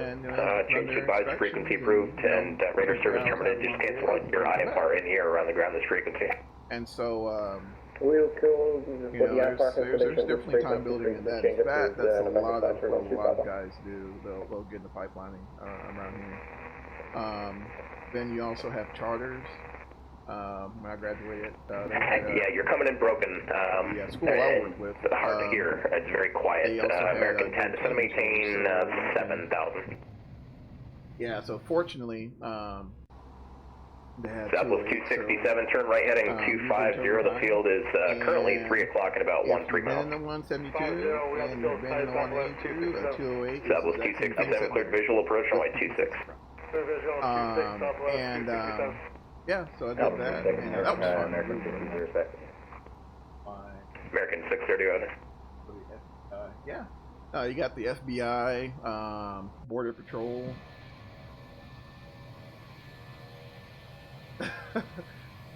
You know, you got the Border Patrol. I mean, you got tons of other options. And like I said, not saying the airlines isn't, you know, the thing.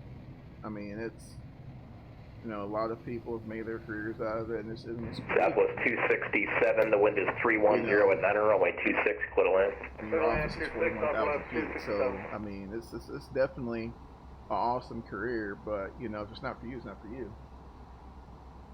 I fly the 152, 172. Yeah, if you've been on both of those, the 208 would be big. In fact, and this is just personal opinion, I prefer operating a turbine aircraft than I do a piston. Now, startup and shutdown, I mean, for the most part, you know, are a little hard on them, but once you get them going, I mean, they just run. Power's there when you need it. You know, they're just, seems like a good plan. 747, man, I wish. American 2568, contact LA Center 125.8. So far so good. We are about 25.8. just really starting to get EPS 1529, contact LA Center 125.8. LA Center 125.8. EPS 1529. See you later. About 830 miles out. So still got a little bit. I think Oakland Center is on, so it's going to be fun getting into San Francisco. We'll kind of see. Delta 2243, Albuquerque Center, radar contact position at supporting again. Uh-oh, what happened? What'd you do? American 625, Albuquerque Center, igniting, center maintain flight level 250.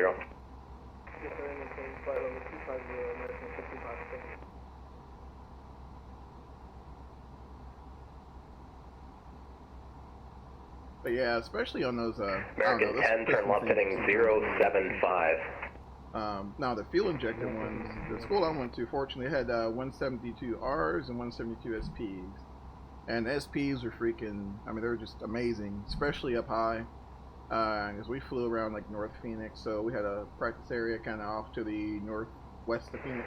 American 625, descend via the Hyder 1 arrival, runway 25 left. The Phoenix altimeter is 2988. I'm originally from Mississippi. We've been in Texas about 6 years now. Descend by the Hyder 1 arrival, runway 25 left, and altimeter 2988. Back to Bow and turned up You know what? Southwest Don't feel bad, 1594, man. clear direct to Needles. My third flight, Clear direct Needles, I was with the 1594. instructor, and we were doing our, we were doing the run up, it's normal, and I was kind of walking through by myself. Now, mind you, I went to flight training in like 2006, and so by that time I, had, Lord knows how many hours in flight sim. Delta 328 Albuquerque, Center. I kind of had that sense of there's not a whole lot you can tell me, about 172. Obviously, that's the first thing. American 10, your assigned altitude was 7,000. Right? Descend and maintain I was kind of doing my 5,000 thing or whatever, and we were doing a run up, and I did the exact same 5,000. thing. So, I was like down to the left, back to boat, to the right, back to boat, and then I think it was down when I went to the left and went a little too far over. And, so, man, it happened. It happened. Definitely happened. That was fun. Really, $108 an hour. I think the local school around here, I think he's charging $120 wet for 172. About 1,000 hours in P3. Yeah, just don't go to the school with that attitude, because it just leads to nothing but heartache at the end. But I will say, if you got a little time in flight sim, it does help with familiarity, being comfortable. Southwest 267, welcome to Phoenix, left turn, taxi ramp, your discretion. We'll see. Experiences after that, for me at least, there was, once I got to my instrument, I mean, you can get in the sim and fly DME arcs all day, but Phoenix was one of those places where if you didn't get your flight in like first thing in the morning, especially in the summer, it's gonna be miserable. So, a lot of times, I'll end up with like 1 o'clock. American 446, contact Denver Center 135.6. Let's see. 356 446, good day. Let's contact the Denver Center real quick. Afternoon, Albuquerque, Southwest 1034 is 78 miles northeast Delhart, flight level 400. Southwest 1034, Albuquerque, radar contact. Alright, let's get that tuned in, double check. Alright. And, Southwest got over. Southwest 2515, good. Can we turn for the final now? Yes, Southwest 2515, yeah, turn right heading 350. 350, right, turn Southwest 2515. Southwest 2515, field, is that your 2 to 3 o'clock in about 1-2 miles?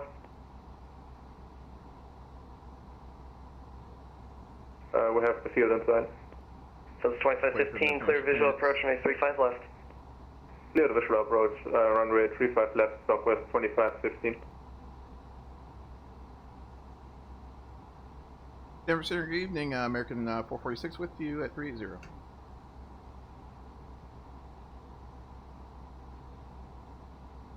Hopefully you got it. American 446, Denver Center, good evening. All right. Let's see.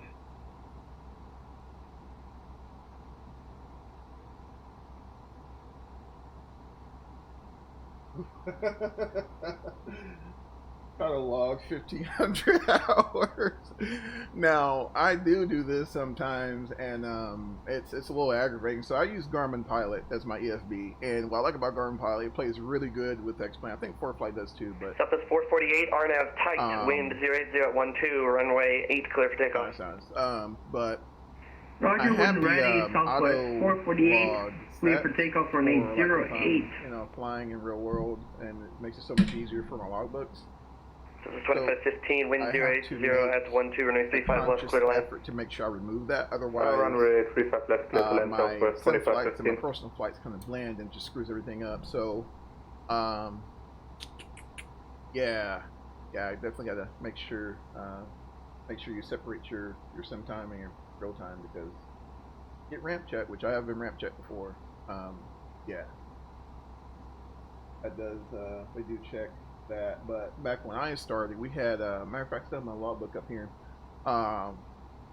we just had paper logbook. So November 9-3 Mike Victor, recycled transponder code squawk 1405. But I tend to kind of 1405 for 9-0 Mike Victor, and if we can get down to flight level 490, that, or, yeah, that'd be better.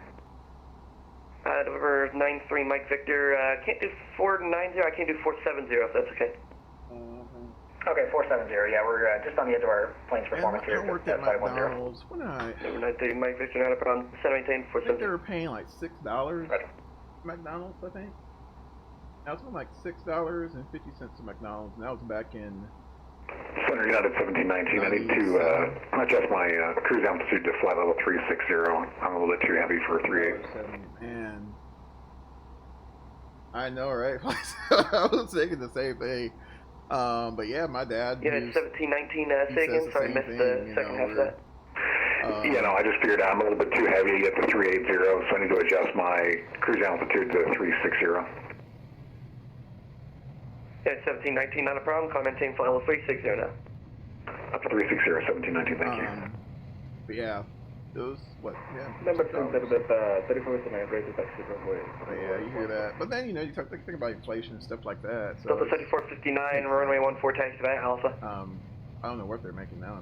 This way Alpha to runway 14. Something like that, depending on where you're at. November 835 Bravo Zulu. Unfortunately, my airspace to the west, Salt Lake Center is not online.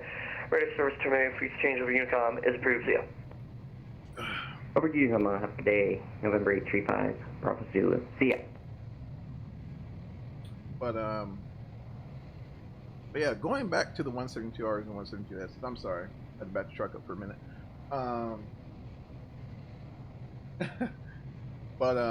But yeah, so like a lot of times I'll get a flight master at like 1 o'clock in the afternoon. So by that time it's like 100 billion degrees outside. November 9-3, Mike Victor, just confirm to reset your transponder code to 1405, please.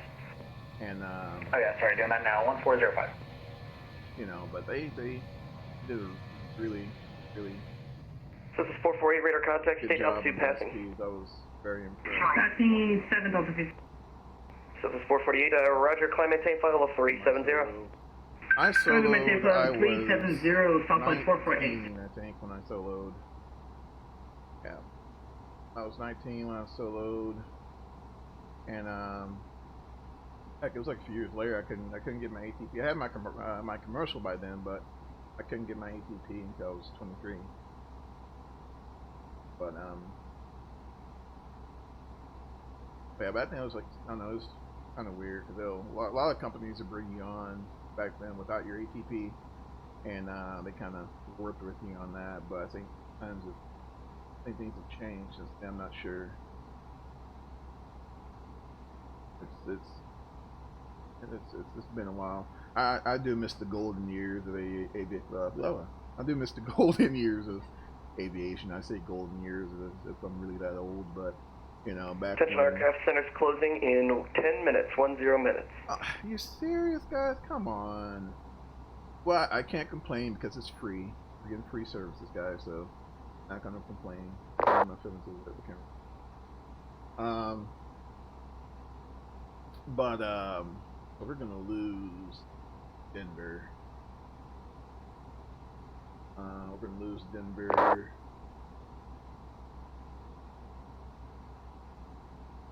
Oh, we'll pick up Oakland, I guess. I don't know. Southwest 2515 vacated. Salt Lake City, they're still off. So That's 2515, taxi parking via Mike. Have a good one. Taxi to parking via Mike. Yeah, I mean, have a good one. I don't know. I guess I'm kind of a golden year Southwest 2515 type of person where you had you had the 727s, the MD-80s, 757s everywhere, DC-9s everywhere. I mean, it's just, I don't know. No, even some of the, a lot of my mentors coming up back then, they'll tell you stories. Denver Center, November 900, Hotel Tango is located at the Aspen Lake to pick up by Park McKinney. My FA examiner, he was French, and he was telling me all these times that, he all the times he's going on the L1011. It was just, magical times where, you know, it was just, I don't know, you had the steam gauge. November 900 Hotel Tango, Denver Center, I mean, good just, evening. Request standby one. I mean, and not to say, you know, flying now is anything less, but it was just different, you know. It was just different. Like a lot of the, like even for me, because I kind of came up right there. You know, 'cause, I mean, we were still shooting NDB approaches, you know, in training, and now I don't even think they train for that. I'm not even sure if that's even on the PTS now. I could be wrong. All aircraft that disregard, we're actually just going to have a controller switch in 10 minutes. I found a replacement. Oh, cool. So I got somebody to cover them. Awesome. But yeah, it was just different flying. Going back to that video I found on YouTube. I have to show you guys, but oh, it was awesome. They were flying. It was I think it was a Northwest Airlines DC-9 -32, I believe, and there was no cameraman. 3459, Lynn 15013, gust 20, runway 14, clear takeoff, fly radar heading. There was no cameraman sitting in a jump seat. The FO was literally taking the footage, and of course, I guess the captain was the PF that day, or that trip, and man, it was just awesome, you know, it's awesome. Center, citation 3 Mike Victor with a question for you. I don't know. Yeah, 2 Mike Victor, go ahead. Or 3 Mike Victor, go ahead. Yeah, my aircraft is RVSM certified, so I was just wondering if that would make flight level 500 valid for me. 500. 93 Mike Victor, it actually does not. RVSM is from, I believe, flight level 290 to flight level 410. Any aircraft above flight level 410 actually has to go 2,000 foot spacing. So 41 is east, 43 is west, 45 is east, 47 is west, so on and so forth. Okay, copy that. Huh, interesting. But yeah, you know, A321, I mean, just an awesome airplane. But, you know, 405, fortunately, Salt Lake Center is offline, radar service terminated for exchange over to Unicom is approved, see ya.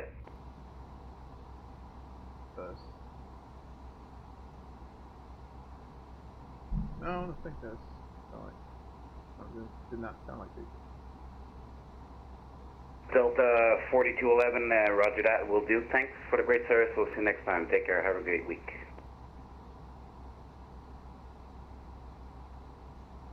Delta 4211, that wasn't for you, but yeah, you can go ahead and contact Unicom as well. You're close enough. See ya. American 405, Denver Center. Denver Center. Looking for us. Let's see. 70,500 November 53176, Denver Center, welcome. I really need to start. Denver Center, Lear 509 for Lima. But VFR to Albuquerque. I don't think that was for us. Flight level 1 for the 5. November 5094 Lima, Denver Center. Good evening. Welcome. Yeah, I mean, I don't know. I enjoy, you know, flying aircraft like this, the Airbus and all that fun stuff. There was nothing like, you know, that raw feeling, or 05. There we go. You know, of steam gauges, you know, but I don't see too many. I mean, I know Captain. Delta 3459 radar contact. Did altitude passing? I don't know. The whole crossing 5,500. Delta 3459, Roger. Climb maintain flight level 350. Resume own navigation. RS. 350 resume navigation. Delta 3459. American 405, heavy copy. Thank you, sir. Have a good day. You as well. And November 900 Hotel Tango. Haven't forgot about you. Stand by 1. Where's that about? FSLabs Hotel Tango. Let's double check here. Now there are tools that make this so much easier. Haven't had enough.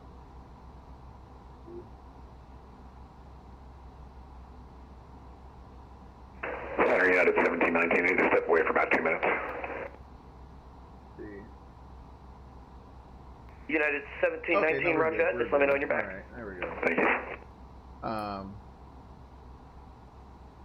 But I don't know, there's, I guess the A321's quirks is what really attracts me to it. Now that 320, 319 are super fun to fly, but you know, there's, you know, with the, I guess the design qualities. Denver Center, United 1738, really video for level 340. a little bit of a challenge when you know you're operating it. So I think that's really what attracts me to it. In fact, like most of the times, I find myself more so in the 321 than any other the models. Not like that. Not saying that they're not awesome. It's 319. You see those everywhere, so it's super easy to find routes for them. But the 321, you definitely have to be on your toes, especially with speed management, managing the flaps, especially on arrival, which you know you guys see it's cool. In United 1738, Denver Center, I don't see you anywhere. Squawk dead. Yeah, it'd be interesting to see how that works out. We're 710 miles out. We are about and of course we're fighting 250 miles northeast of 54 knot Mesa, so, VOR. I mean it's not as bad as it has been.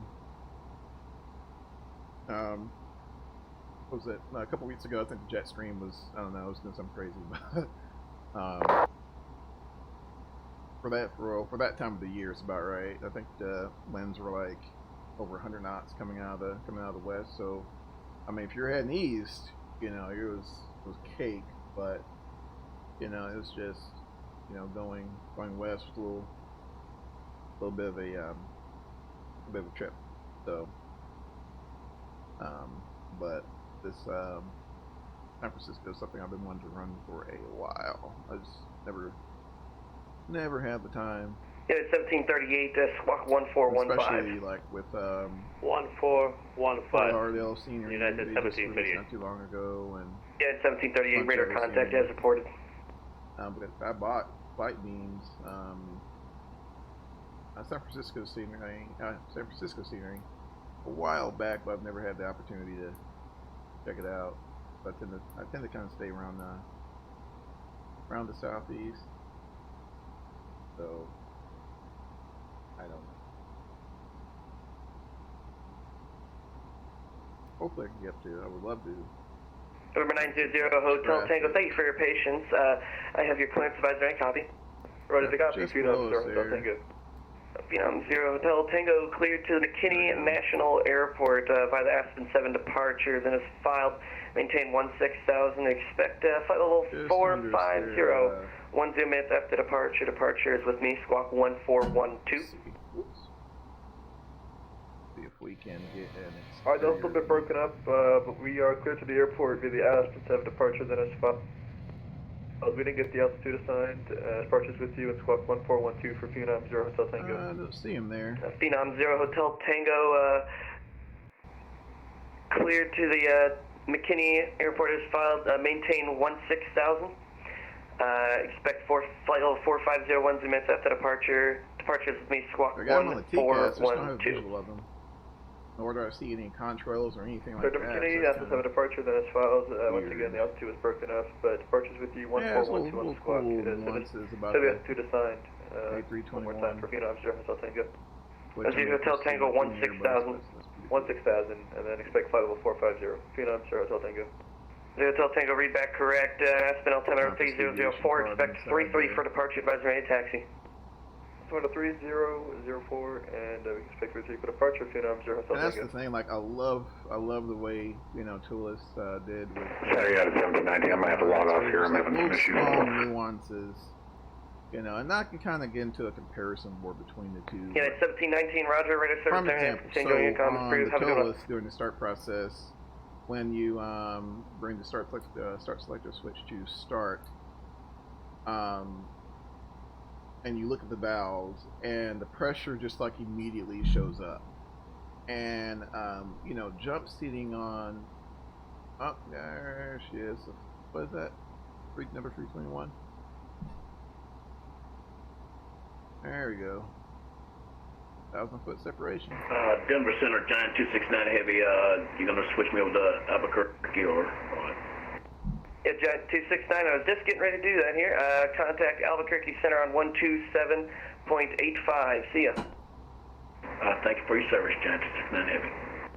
Denver Center, Westman 209 with you, 82 miles southeast of the, or southeast of the Pueblo VOR, flight level 340. Okay.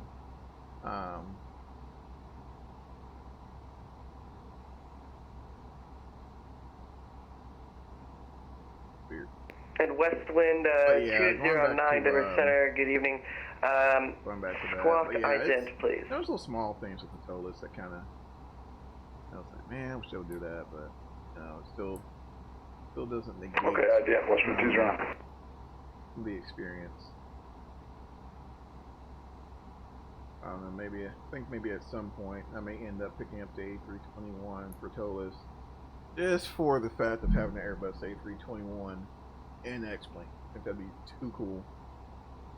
You know, it's just, I don't know. It just, X-plane feels, I don't know. Just the flight dynamic. You know, verb.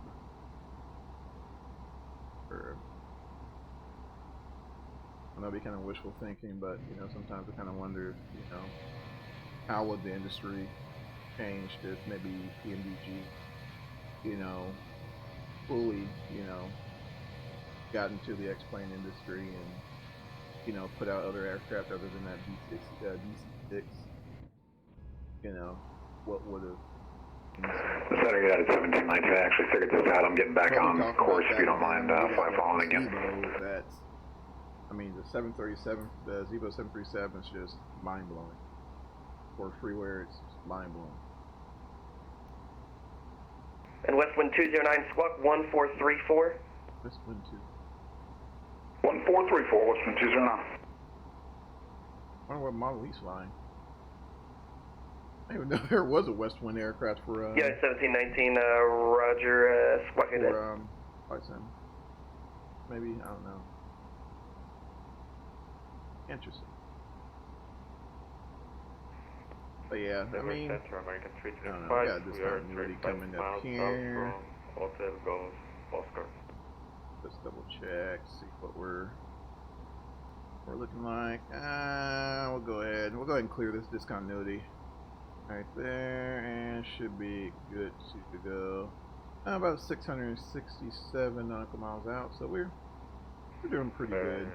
I did leave late, in my defense, so we're a little bit behind schedule. Well, that's alright. American 325, radar contact. That's alright. Those of you just jumping in, welcome. Thanks for swinging by on this awesome Sunday. I know it's been sky's been pretty clear. Actually, probably should have went flying today, but I was like, I don't want to go. Yesterday and day before yesterday it was so windy. Yeah, 1719 radar contact. In the Dallas area, I think winds, was it Friday? I think winds were out of the north of like 40 knots. The west wind 209, it looks like you don't have a flight plan filed. If you could please file your IFR flight plan. Some headwind is definitely helping us out. I'm not going to lie, I was really nervous about it. On the way. Man, I hope that headwind, you know, is going to be insane like it has been for the past, you know, forever. Denver Center, Phenom 0, the Tango is ready for taxi. This definitely died down quite a bit. So and Phenom 0, Tango, Hotel Tango, runway 33, taxi Alpha. Believes like 23 by Alpha, Phenom 0, Hotel Tango. American 1671, contact, American 1671, contact Albuquerque Center 127.85, see ya. 127.85, see ya, have a great day, American 1671. Think about X-Plane 11, guys, I'm sorry. What made you go to Albuquerque Center? I've been wanting to do a TBM stream for the longest, so I think probably next we'll probably do something with TBM. November 53176, you can stay with me for just a bit longer. We'll get a handoff for you shortly. Thanks for the sub, definitely appreciate it. That is a funny And Denver Center, good day, Southwest 12.5. If you're not familiar with the Hot Stars TBM 900, check out the YouTube. Southwest 12.5, Denver Center, go ahead. Southwest 1205 at Denver, Charlie 34, John Echo is on board, Chris Ivac here in San Diego. The simulation of a PT6, amazing. Southwest 1205, Roger, clearance of Chris, standby one. Oh, that may be our next one up, guys. Next plane, 11th Street. November 93, Mike Victor, unfortunately Salt Lake is offline, radio service terminated, exchange with Unicom is approved, see ya. Over to Unicom, thanks for the help, Manager Mike Victor, see ya. But yeah, it was either between that or the sub 340 from Leading Edge Designs, which should be getting updated soon. Thank goodness. I just saw a news article where they're, I think it's within the next month or so. We should be seeing an update for the sub 340, which holds a very, very special place in my heart. So yeah, it's gonna be pretty sweet. Southwest 1205, I have your clearance, even now, without the update, I mean, the sub 340 is also still very flyable. Southwest 1205, cleared to San Diego International Airport by the Beta 4 departure to route transition is filed. Climb by departures with me and squawk 1450. And between that and we've all Chris seen San Diego Airport by L4 departures from departures with you, sir, and squawking 1450. Version 1.30, I think. So 1205, Rebecca is correct information. Echo current at Denver. Has been Expect 22.5 for your departure advisory pretty taxi. good, wasn't too bad. Copy Echo 255 for departure. I think the next up for this guy, the FSLabs, I think they're working on the version 5 update, I believe. For P3D version 5, which it's 1719. Unfortunately, the MIS space to the west, radio service terminated. Exchange with Unicom is approved. See ya. Unicom, good day. Yeah, and I've heard a lot of bad things about it at the same time. It's just for the ability to be an aircraft like the FSLabs A320, A321. The PMDG 747. November 53176, contact Albuquerque Center 127.85. Let them know you're being a flight following. Have a good one. Oh, no, it's pretty nice. 7.5, it would be pretty nice. Have a great one. Yeah. November 509er for Lima, do the same thing. Contact Albuquerque Center 127.85. Have a good one. And lately, I mean, Albuquerque Center on 127. I'm really surprised though. Normally, Fort Worth Center is on. Like I said, man, these guys, they take time out of their day for free to do it. So I mean, I'm not faulting one bit, but it's just, I guess it's almost a feeling of concern. Like, I hope he's okay, than anything else. I don't know. But yeah, so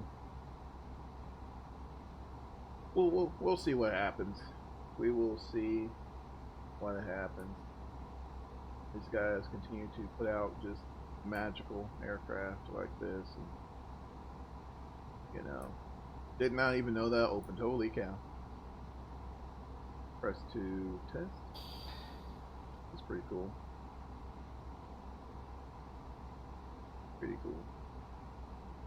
That shows how much I just kind of get in here and go. Actually, I didn't realize. I guess it's kind of an Easter egg and kind of consider an Easter egg. So, which makes sense. So, if you start the APU with the compass down, I guess when that relay closes or whatnot for the APU startup, you do get a little bit of deviation in the compass heading. I thought that was, not that it's like, oh my gosh, but it's like, oh, that's pretty cool. Little small details like that really, sets this thing apart from others, right? But it's just, man, the performance. Denver Center, Phenom 0, take off from 23. Bit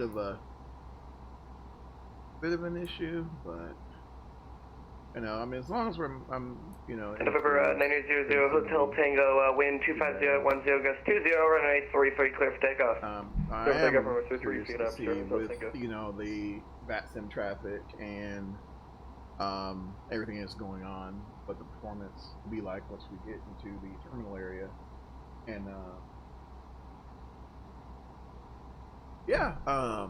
since we're not doing anything, and this is totally not a revenue flight, we'll see if we can. I don't even know. I think there's a limit book. Start.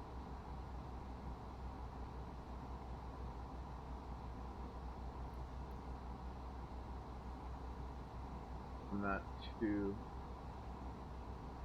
familiar on the APU limitations on the 320. There it is there.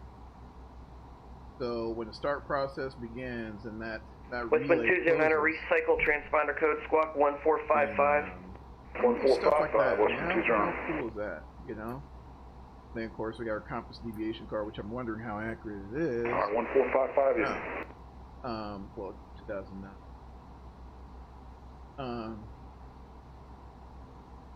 Shut this guy off. So I'm probably fall down. Just let it start up, but maybe it'll straighten this up. There we go. Straighten this out. Little nuances like that. I'll tell you what really surprised me as well. Like flipping back over to the X-plane camp, like little stuff like that. Like Zebo has a lot of little Easter eggs like that in there. Like I didn't know up until a month or so ago that you had bloody passengers in the back. When you're going through the virtual cabin, didn't know that. 900 Hotel Tango, radar like contact, state altitude passing. And it's not so much is that they're needed. It's just to add 0 Hotel Tango, Roger, climb maintain flight level 450. Climb maintain flight level 450, Phenom 0 Hotel Tango. I think that's what we look for a lot of times, especially when we fly these airplanes. We all know that we just push a button and the thing just, as long as we've properly programmed the MECDO or flight management system, depending on what flavor you're in. But when we all know we just press a button, but just the experience, which I didn't get the opportunity to show that in stream, but the cabin announcements for Flight Sim FSLabs are recorded. So, for example, if you're in American Airlines, you'll hear an American Airlines safety briefing, or if you're in Spirit, which to me the Spirit one's is the funniest, but like little things like that, just add to okay, I feel like I'm in an airline, right? But once again, going back, to not that they're needed, but it's, nice to have. Aerosoft is another one, but they're more, their focus is more onto the point A to point B approach. So, for example, like they know that, their reasoning behind it is like, you're probably never going to utilize this thing as like a level D sim where you're simulating failures and things like that.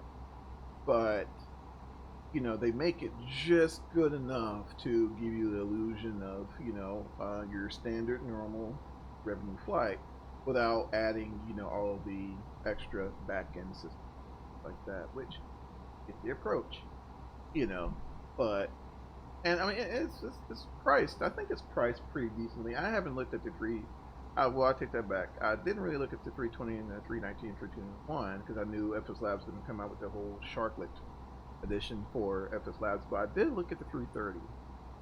And I don't know.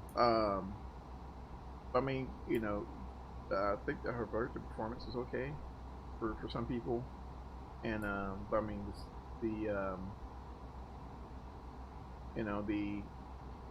the feature list isn't as long as FSLabs, but then at the same time, Delta 3459, leave my airspace. Radar service is terminated. Switching into contact for good day.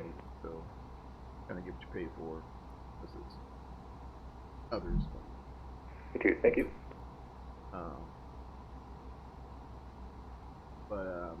Yeah, because I have there, as far as Aerosoft, I have their CRJ 700, 900, and 1000, which could be a little better. American 1320, can you hear me?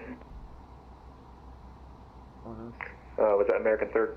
What was the call sign again? I got American, that was it. In my mouth. American 1320. Okay. Which could be a little better, but then at the same time, it's, I don't know. It gets the job done.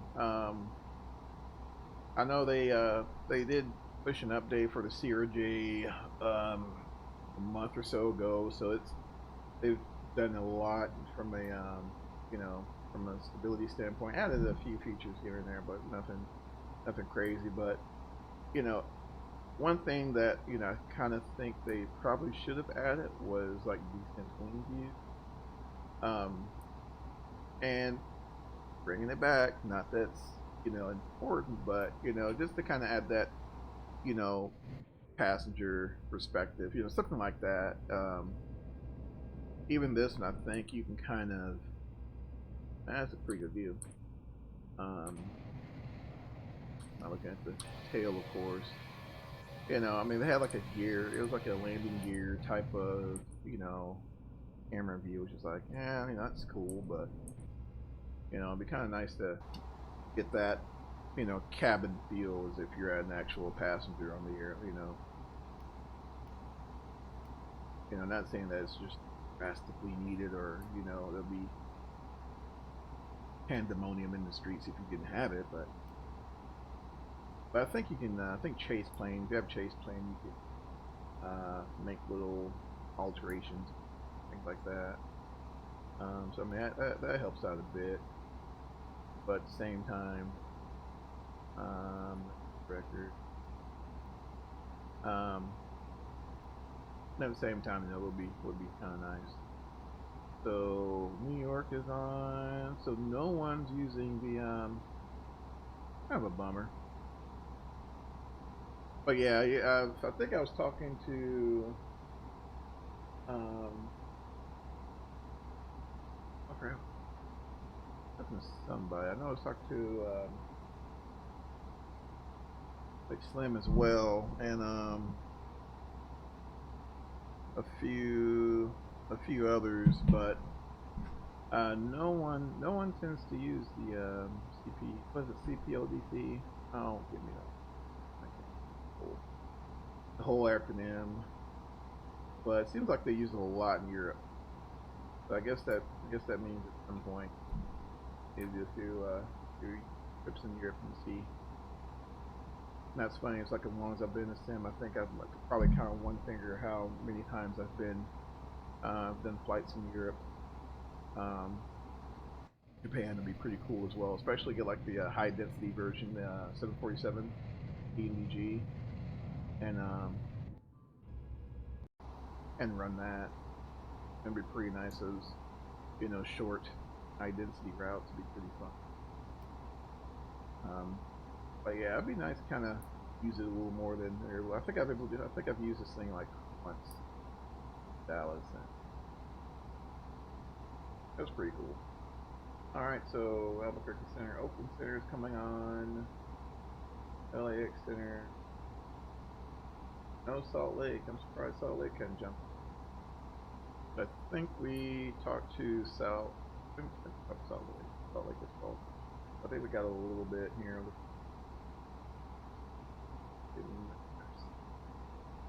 We're almost, so we just made clip Los Angeles Center. I don't even know. They may send us over to LA Center. Yeah, we may be talking to LA guys. Just may be talking to LA. So here's what I normally do, and I do this in the real world as well. So if I know I'm going to be talking to rolling agent, typically what I'll do is I'll go ahead and dial in that frequency and get that. Go ahead and get that set up in your standby window. That way, when we get ready to switch over, you know, we're just hitting that swap button and we're off to the races. So we'll do that. Now he may not even pass us over to LA Center, but in the event that he does, you know, we'll be ready. And which I don't know, it's a little difficult in the sim. I know for me sometimes. I know I'm still a paper and pencil type of person, so on my kneeboard, you know, I have my EFB, and then I'll have my notepad and piece of paper. Which, yeah, you can use a little scratch pad on your EFB app or whatever it is, and I've tried that, but it's just not. Yeah, maybe I'm weird. I don't know. It's just. Good afternoon, Southwest 15731. It's just not the same. Charlie 43, information Echo requesting clearance to if I Las don't, Vegas. and I'm turning to do some, let's say if Southwest I'm changing, 1571 Denver changing Center, coverage, good afternoon, clear to Las Vegas Airport, Connor in 7 the act departure, of me identified. doing Climb the via things the necessary to SID, change frequency, departure which is all frequency what, like tune it and then swap it 135.6, over, squawk you know, 1401. I will jack up the numbers. So normally when they're telling me contact departure at 135.85 whatever, Climbing via corner 7. I'm good to go. But Route you know, that's files just me. and Some people squawk can do that. 1401. And what was the departure frequency again for Southwest 1571? Southwest 1571, departure frequency 135.6, and the rest of the readback is correct. Expect runway 25. 135.6 and we expect runway 25. Alright. Southwest 1571. Southwest 448, leaving my airspace, radar service terminated, switching unicoms approved, good day. So I've been up here and doing my yapping, guys. Those of you who are still on the chat, how's your guys' Sunday been doing? I've been doing so much talking, guys, I'm sorry. United 1735, correction, United 1738, traffic at 12 o'clock, 5 miles northwestbound. It's a Boeing 757, flight level 340. I'll have the traffic inside, 1738. Let's see here. And, respond with a Discord message real quick. But, yeah, it's been kind of lazy here. I've been, holy smokes. I think the majority of the day for me, I've just really been kind of working on the channel. Getting everything put together. And I was just talking to VATSIM, I think, you know, had this channel for years. American 446, leaving my airspace, radar service is terminated, switching unicoms approved, good day. First change approved, 446, I think free service is started today. Good day. Alright, so, yeah, didn't pass this off. That's alright. Alright. So we're back on Unicom. Which is really weird because we still haven't fully left his airspace yet. Oh well. We'll just kind of see. We'll just kind of see how things go, and like I said, we'll just kind of have to. We may have to tune up to LA Center if we feel like we're encroaching on their airspace. There was a tool that I actually I've been thinking about giving a try. I've seen it come up on Facebook, the VATSIM toolkit, I think.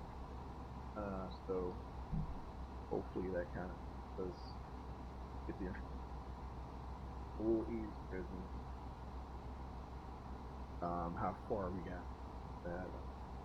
This overlay hopefully is providing a little more information we're able to get out here. We'll see. We shall see. Right. Check. Everything golden on the screen there. All right.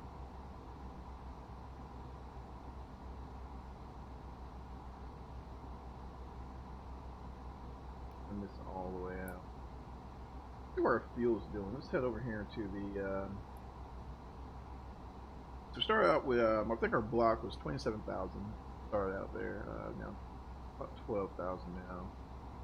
And tank 12,400. So not too bad on how much we.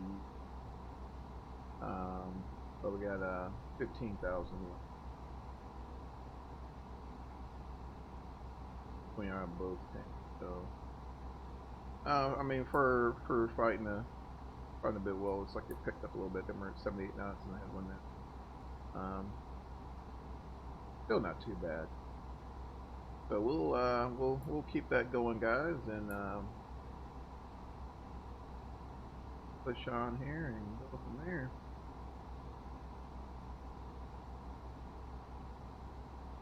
All right. looks like we're really close to. Like we're really close to Los Angeles there. So I'm not sure. Those of you who just jumped in, guys, welcome to the channel. If you're new, just coming in, appreciate you swinging by there. We're just in the old FSLabs A321 heading to San Francisco. Hero from what's going on, man? What is going on? Just waiting on that. Just waiting on that webcam so we can dual stream. That webcam going. But quite frankly, I don't even think you could find a webcam now, because I looked on Amazon, and you know, unless it was like some backdoor brand, you couldn't find one. I couldn't.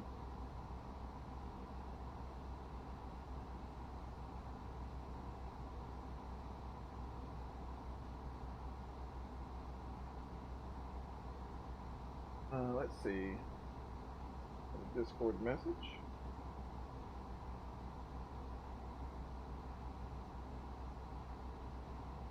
Sorry about that, guy.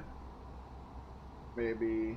Yeah, man, I hear that. I bought this one when I was in Hobbs, New Mexico, and back in my Twitch streaming days. So it's been pretty good. I mean, it's a 720p. It's not all high finagled, you know, USB-C connections and all that fun stuff. It does the job. Up until recently,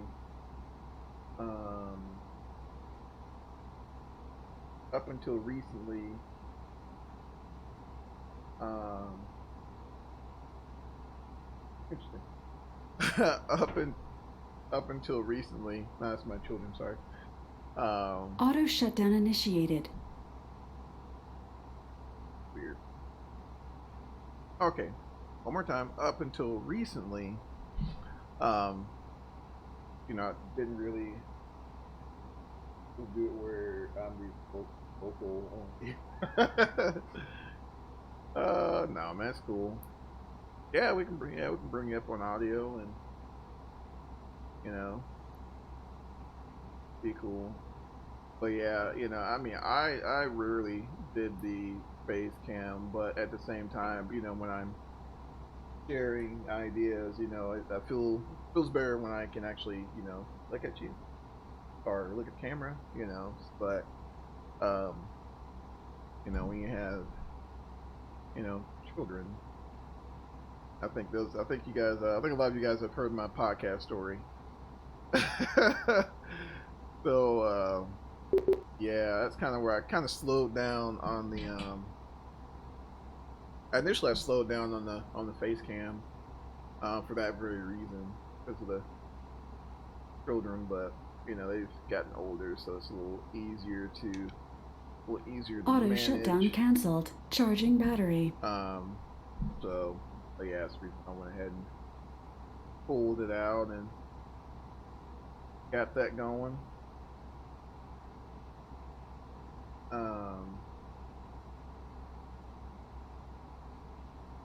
But yeah, we can. Yeah, man, just let me know when we get ready, and we'll definitely do some vocals. You know, jump in here and we can put your go here and put your initials and the AKRs there, get you logged in so you can get your hours credit. Get them hours. Alright, guys, we are getting a little over halfway there. And I was a little concerned here, but I think we're gonna be alright. 500 miles to go, so maybe right around just a little over an hour. Looks like our headwind did pick up a little bit. You know, it's kind of cornering by 85, so I think we should be good. We got plenty of fuel on the briefing. The briefing called for. I think as we get closer there, as we get closer, I think the wind should pick up to about 107 knots. So just be prepared for that. What's up just a little bit, but too bad. But while we're at it, we can do this. Let's jump over to AKRacing here, see what the weather is doing. How the weather's behaving in San Francisco. So let's go ahead and pull up that METAR report. And there we go. There's our METAR report.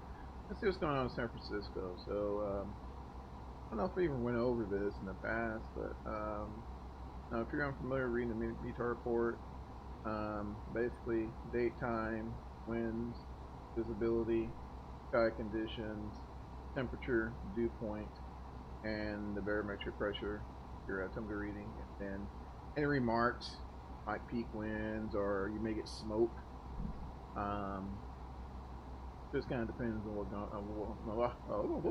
what's going on, right? But winds will be out of the west at 20 knots.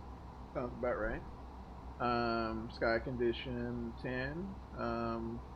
Few clouds at 2,000. Then another layer at 2,800. Temperature 17 degrees, which is about right for San Francisco.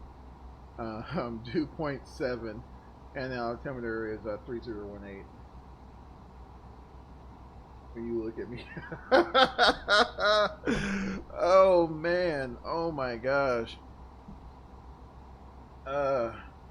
you know that visual aspect of staring directly at. I don't know, man. I can't. I can't with you, man. My goodness. And we still got a ways to go. It's like we're close. And looks like that is my refreshment delivery. So hold on 1 second, guys.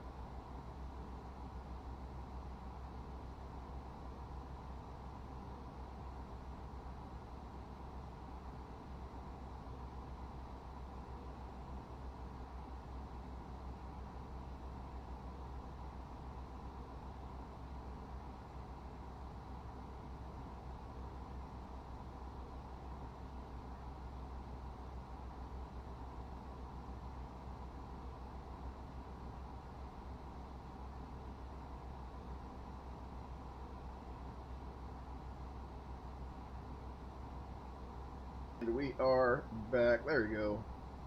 Alright. Yeah, so I learned my lesson from my children's antics and when I'm using the webcam, so I kind of got an angle just right. It's one of the reasons why I don't have that direct view as if, from my front monitor. So learned my lesson from that. So we've kind of got the camera angle over here, so it's so you guys can still get that reaction and yeah. So there's that. Let's see, ILC sounds real familiar in dealing with early. I think that's a I forgot what area or location that is. Let's look at airports and see what airports are in our vicinity. Alright, but let's try to down a little bit within 10 of us. Got one coming up there, 1 Lima 9. Let's see if we notice anything. So Charlie, Delta, Charlie. Not familiar with that one. MLF. That one either.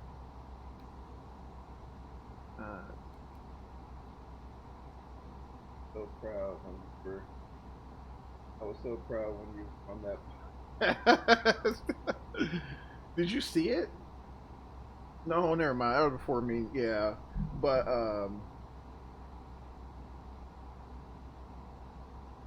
yeah, that was yeah, that was interesting. No, I think did you see it? Yeah, it was one of those. It was one, yeah. Anyway, I'll go ahead and tell the story again, since those of you who are just probably coming in may not haven't heard it. But so I was doing, I was on a podcast from a friend of mine. I guess I was kind of a guest there, but so I was talking or whatnot, and all of a sudden it was like their mouths dropped and they're just staring. It was we were doing video as well, and their mouths drop and they're just kind of staring at their monitor. And I'm thinking to myself, okay, it's just the three of us, so like, what are they staring at? And I look on the output video, the video that was coming out, that was being broadcasted, and I saw that, you know, it was my children in the background, and they weren't dressed their best. Yeah, so thanks to the quick reaction, you know, they immediately killed the video and we just kind of went audio from there. But yeah, so, you know, if you don't have children, just be forewarned. If you go start using the webcam, just be ready. So yeah, that was my little scare there. Not really scared, but it was kind of, yeah, it was kind of funny. Yeah. Discussions were had. But yeah, man, I love those IEs. Now, looking at the 321 from the top down, it's, you know, it's almost not really believable that the wings on the A321 is the same exact wing that's on the A320, and the same exact wing 320 is the same exact wing. So, you know, which is why, you know, if you look at the range numbers, if you look at the numbers on between the A319, A321, of course, you know, your A319s, they seem to be a little more longer legged than the A320 and the A319s, and so, excuse me, on the 321s, you do have a bit, you know, shorter of a range. They did some things to try to mitigate that by moving it faster, and by moving it faster, the engines that are on the A321 are uprated, so you're getting a little bit more thrust. But you know, the only thing that contradicts that is that you're burning fuel. But you know, I am curious. One thing I haven't really researched yet is the difference between performance and fuel burn between the IAEs and the CFMs. Like I said, I have heard that the CFMs do burn a little more up high than the IAE, the V2500s. Which, I'm trying to think, who makes the IAE? Well, I know it's. I want to say it's a derivative from Rolls-Royce. I don't know, but I'm totally about to Google it right now because now I'm curious. I'm sure somebody's gonna like jump in and like tell me. Do that. Arrange.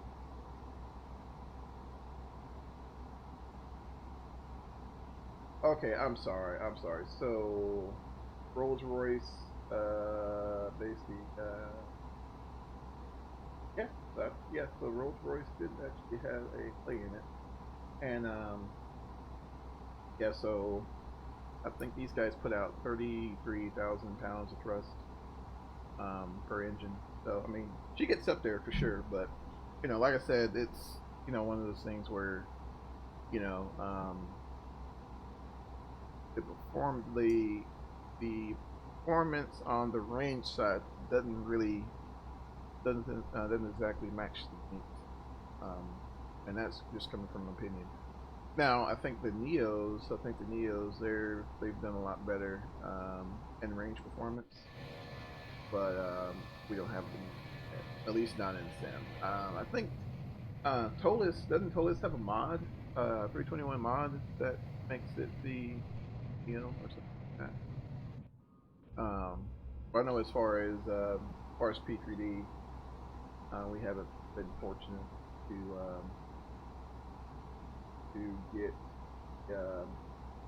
get the Neo upgrade just yet. So, but maybe it won't. Will just kind of double checking here, and yeah, so we're just north of the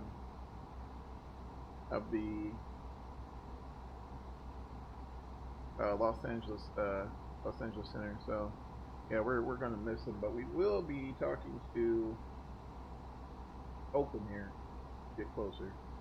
So we'll give Open a call, hopefully, which will get a little further into our route, and hopefully they can this all set up. So we're 427 miles out, 426. So we should be getting pretty close. Now on our flight plan, we plan for the Diamond 5 arrival. I don't know if we're going to get an amendment to that just yet. Hopefully not. If so, it does get pretty busy making those changes, but we'll make it work. While we're waiting, let's put our 18 times here. Under connection?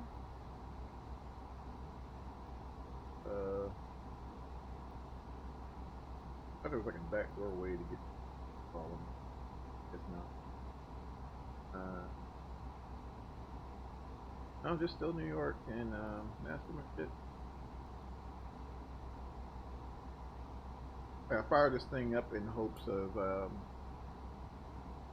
someone would, you know, be on it, LBC.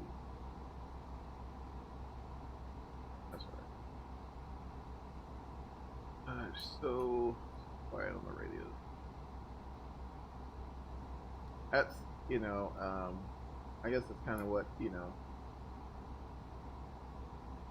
makes VATSIM so appealing to everybody, is, you know, to have that interaction. It's not just because, I mean, quite honestly, I'm sure I'm not the only one that, you know, sets up a flight and then like goes and do something else, like, you know, mow the lawn or make a sandwich or something like that, and then come back and you know, do your thing. But, you know, VATSIM, you know, it's a little, you know, you're not so inclined to, you know, leave the sim. But, you know, I've always kind of, you know, I was like, when I first got into it, I was kind of wondering, like, what do you do if you got to go to the bathroom or something? You know, every time you're AFK or whatever, and, you know, they're normally pretty good about it, unless you're, you know, literally in the middle of, you know, in the middle of approach, and, you know, yeah, it's not a good time to try to leave by any stretch of imagination. I don't know. It just kind of helps out having that thing. Good. Let's see here. Let's see where these guys go. I don't know what this new upgrade. I don't even know if we'll pick them up. We can try this. 1 to open. 13220. Actually, no. No. For this, go to COM2 and go to 132.200,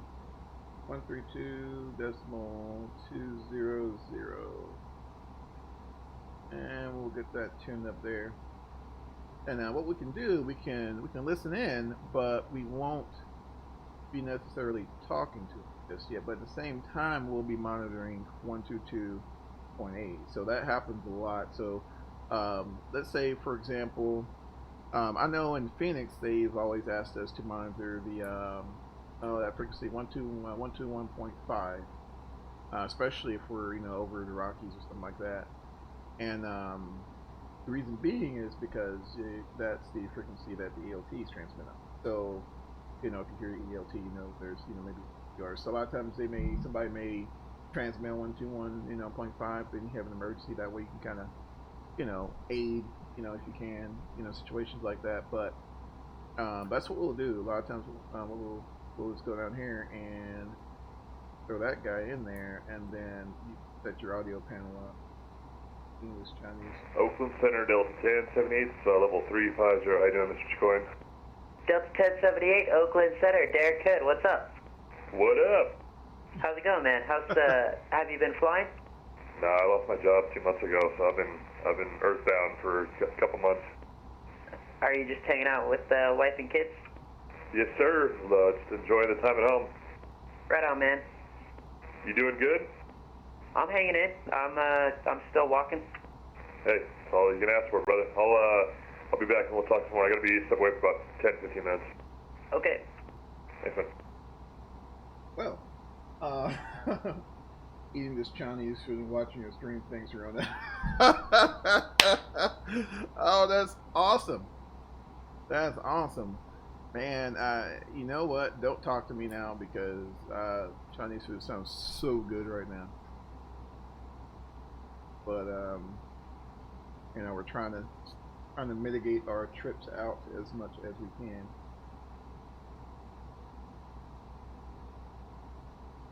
But yeah, Chinese does. Where did you get it from? Are you is it from that noodle house? Or do they not have noodle house in Lubbock? Oakland Center, America 7, request mission step away about 5 minutes. America 7, that's okay. Let me know when you get back. Will do, thanks, sir.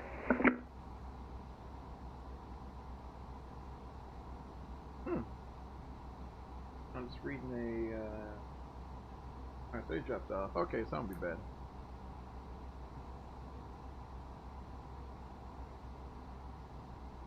But yeah, there's nothing wrong with some good Chinese food, man. Nothing wrong with some good Chinese food.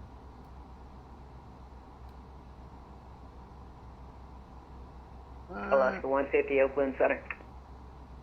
Alaska 150. Yes, sir. We have a letter of agreement with Los Angeles. If you have turbine engines and you're going to Los Angeles, it's either the Sadie or the Ironman. Contact Los Angeles Center on 125.8. Sadie. Yeah, but that's a preferred routing, which means it can be AKRacing 125.8, Alaska 154. See ya. Alright, so yeah. Oakland Center, Delta 943 is with you at flight level 380. Delta 943, Oakland Center, roger. Who are those people on the comms? Is that new?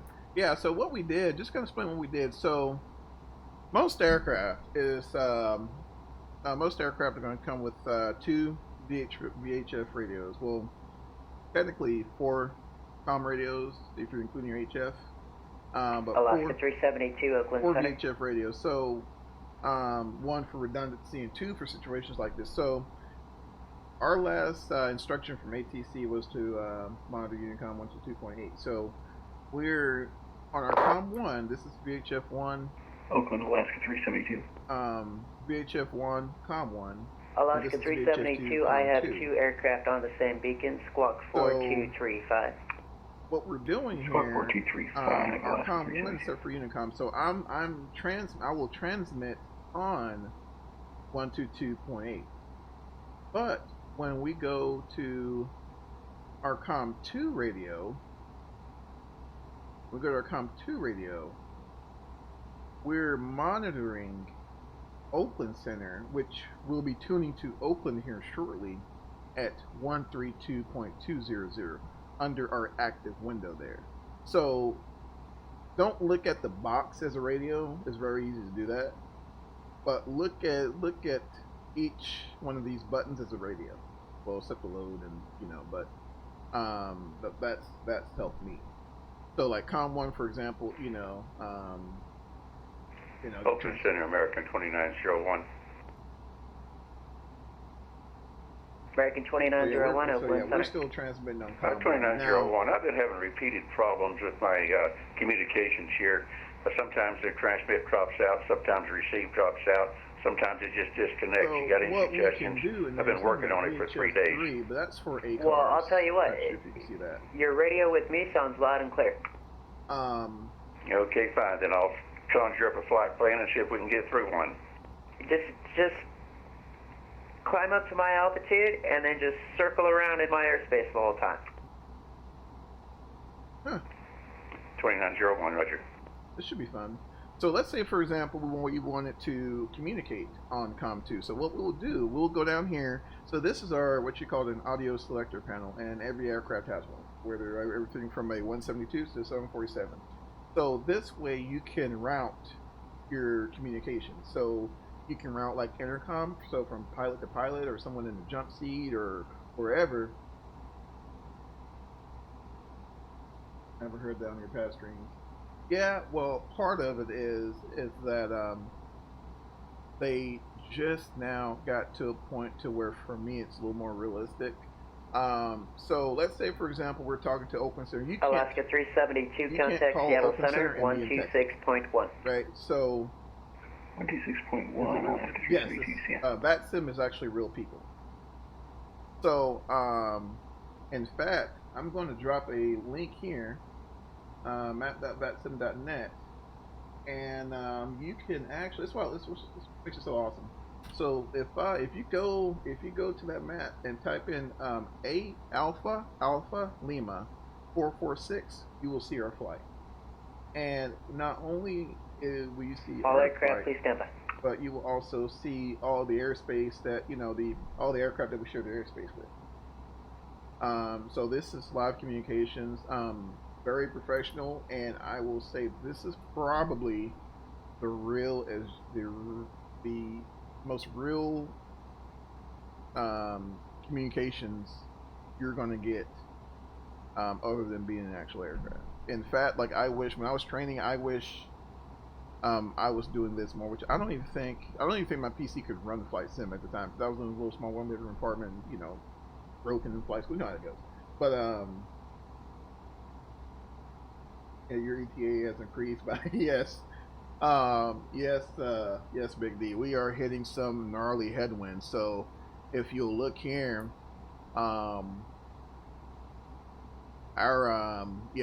we're almost facing straight in it. So we're full nosed in 100 knot headwinds right now. So she is struggling.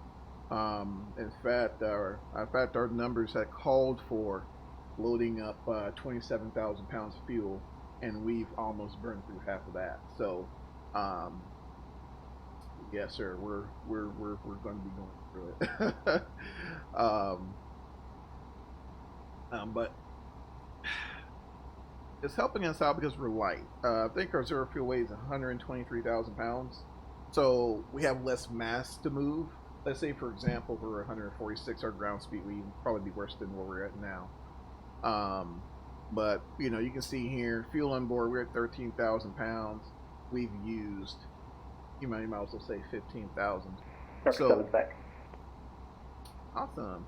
So yeah, quite a bit of fuel we're burning here, but thank goodness it's free.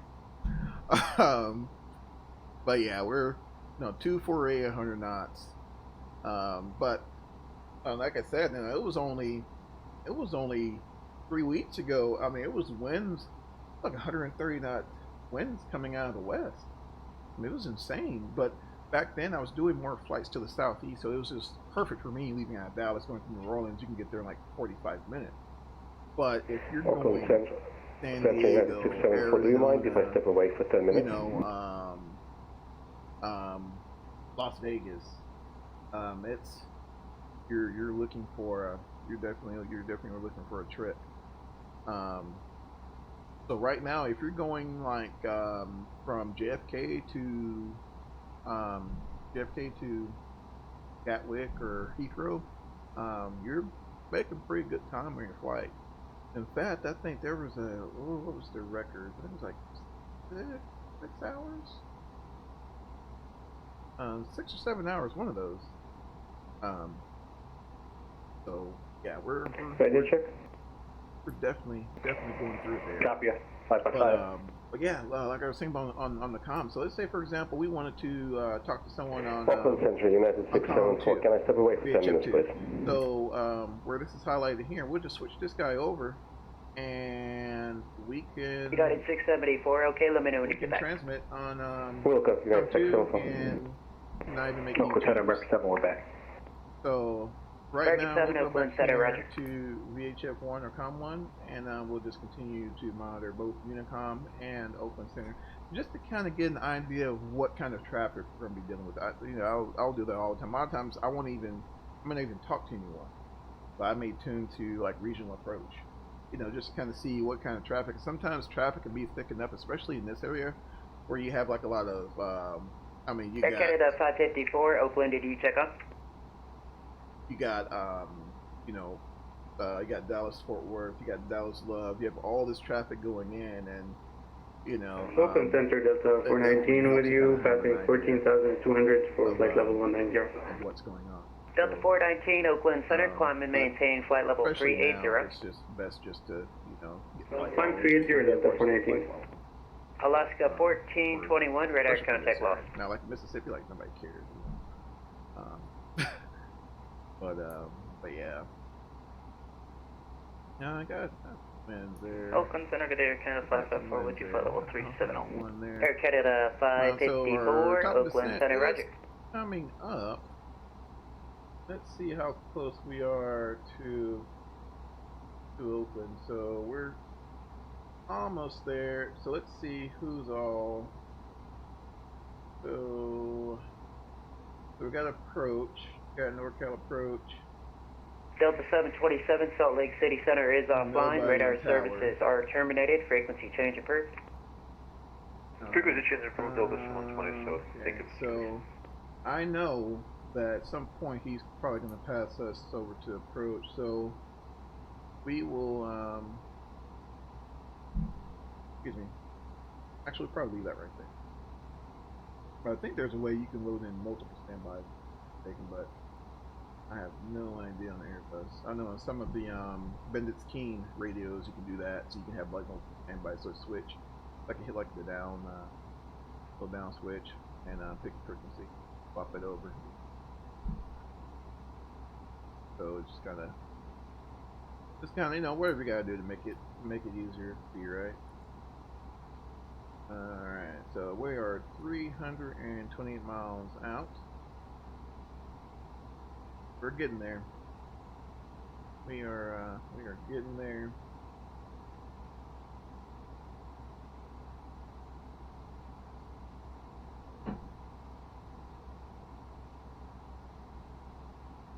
See what happens.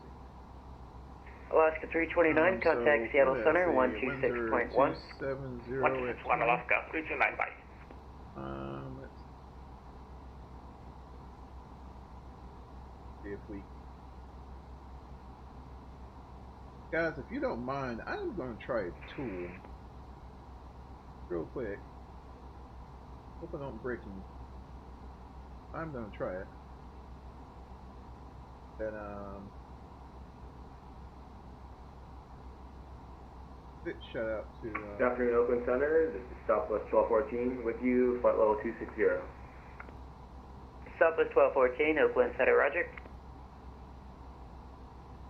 Okay. Sure.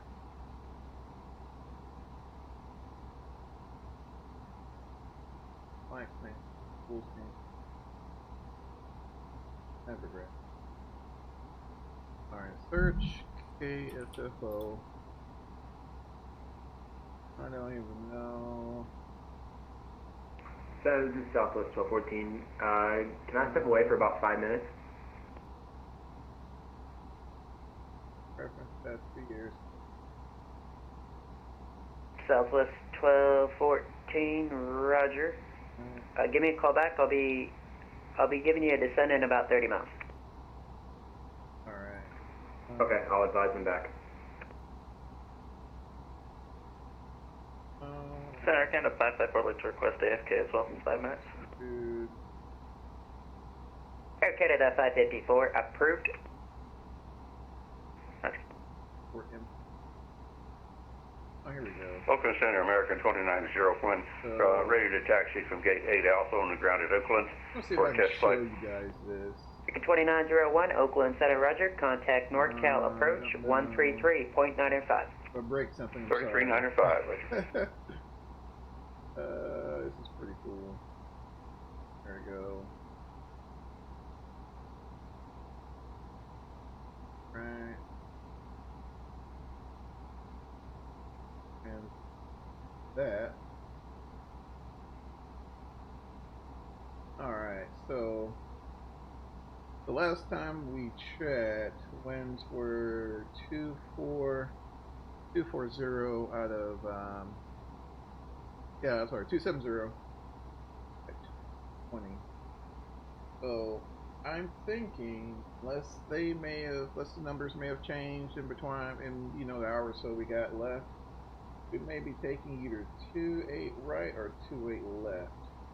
It'd be nice if we get 28 left, though, but I'm not gonna be picky. But this is a really, really cool tool. Really cool tool here. Definitely shout out to the person who showed me that, and I think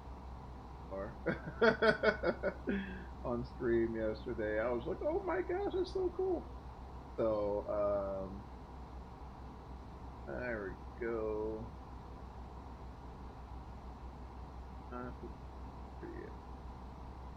Alright, so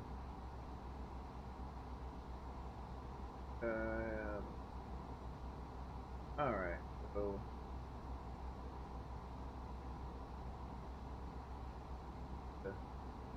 check this out. That is really cool. American 7, contact Seattle Center 126.1. 1261 to work, 7 up, good day. Getting a few clouds there. A few cumulus, not too bad. Alright, let's see how far we got there. Getting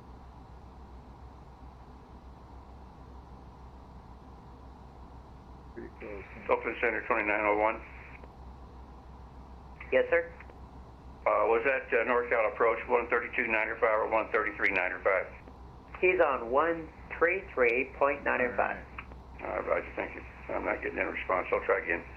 Roger.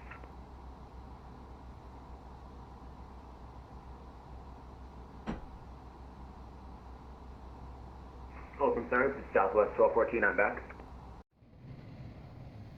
Southwest 1214, Roger. Descend by a Surfer 4 arrival, San Francisco altimeter 3016. Gorgeous flight. Altimeter 3016 and descend by Surfer 4 arrival. Nice smooth flight. I mean, got a headwind like all get out, but definitely a smooth ride. I'm kind of surprised at that. Ground speed 349 knots. Let's see, I think we can probably zoom this in a hair.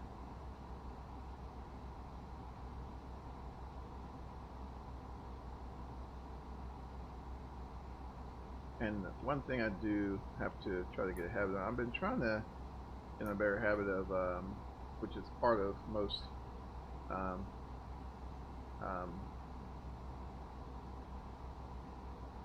SOPs from a lot of airlines, but starting, and even general aviation, hitting the chronometer. I know a lot of EFBs kind of darn near does it automatically nowadays, but excuse me, I never did that. Left the chronometer.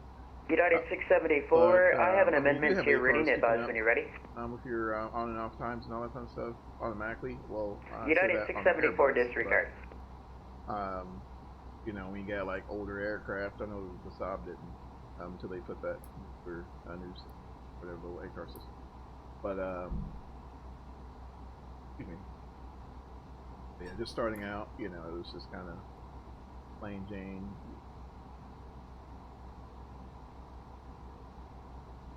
start your clock and order it.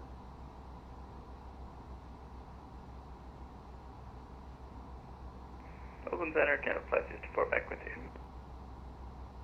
Air Canada 554, roger, thank you. Okay.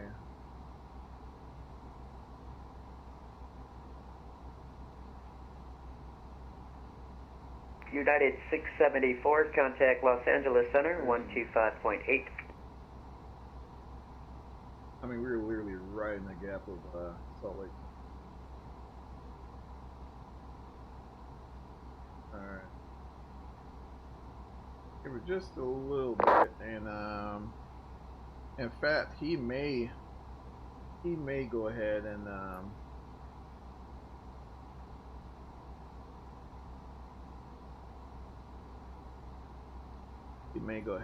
contact us. United 2768, Salt Lake City Center is offline. Radar services terminated. Frequency change approved. We'll be switching to Unicom and have a good day, United 2768. Good day. Let's go ahead and get ready here. Let's see, 132.200.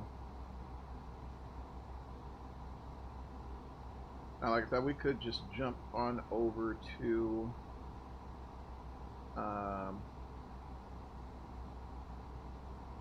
ERCOM 2 and start transmission, but for my sanity,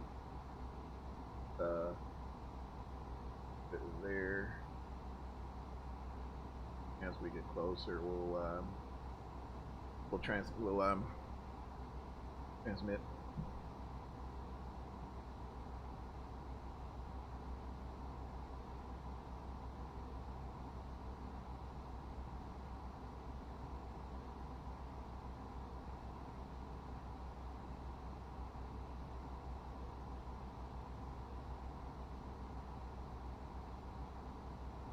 Welcome Center, good day, lost 1397, 44330 inbound G-Nash. Yeah, they do, kind of, sort of. Alaska 1397, Oakland Center, roger. Works on this one, not.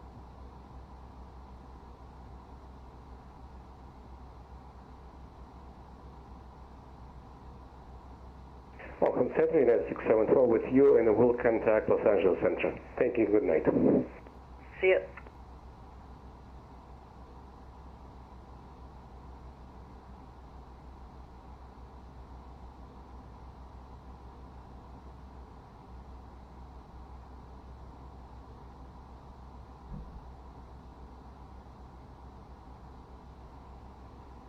Record 446, Oakland, are you on frequency?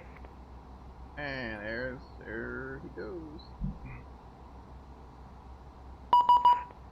Oh, consider. Oh, hell.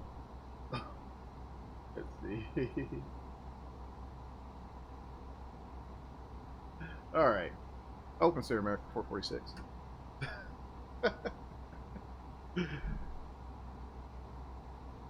Record 446, Oakland Center, hello, squawk 4350, and then say altitude. All right.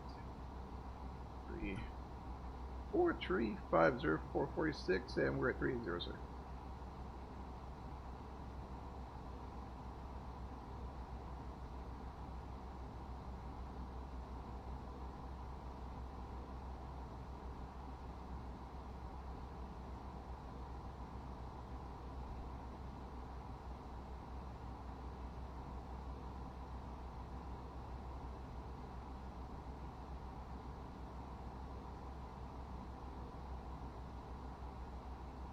All right. Record 446, radar contact 41 East Coldell. Clear to San Francisco Airport as filed. Maintain flight level 380. Clear to San Francisco as filed. Maintain flight level 380 for 446. All right, so 4-1. Record 446, I hate to do it. I'm going to take that last part back. Descend and maintain flight level 340. 38 or 340 for 446. Thank you. Alright guys, we're gonna go ahead and slide on down to 34,000 feet. He's gonna start walking us down. That's no problem. No problem at all. So we'll start easing us down there. And we're getting get us set up for the survival.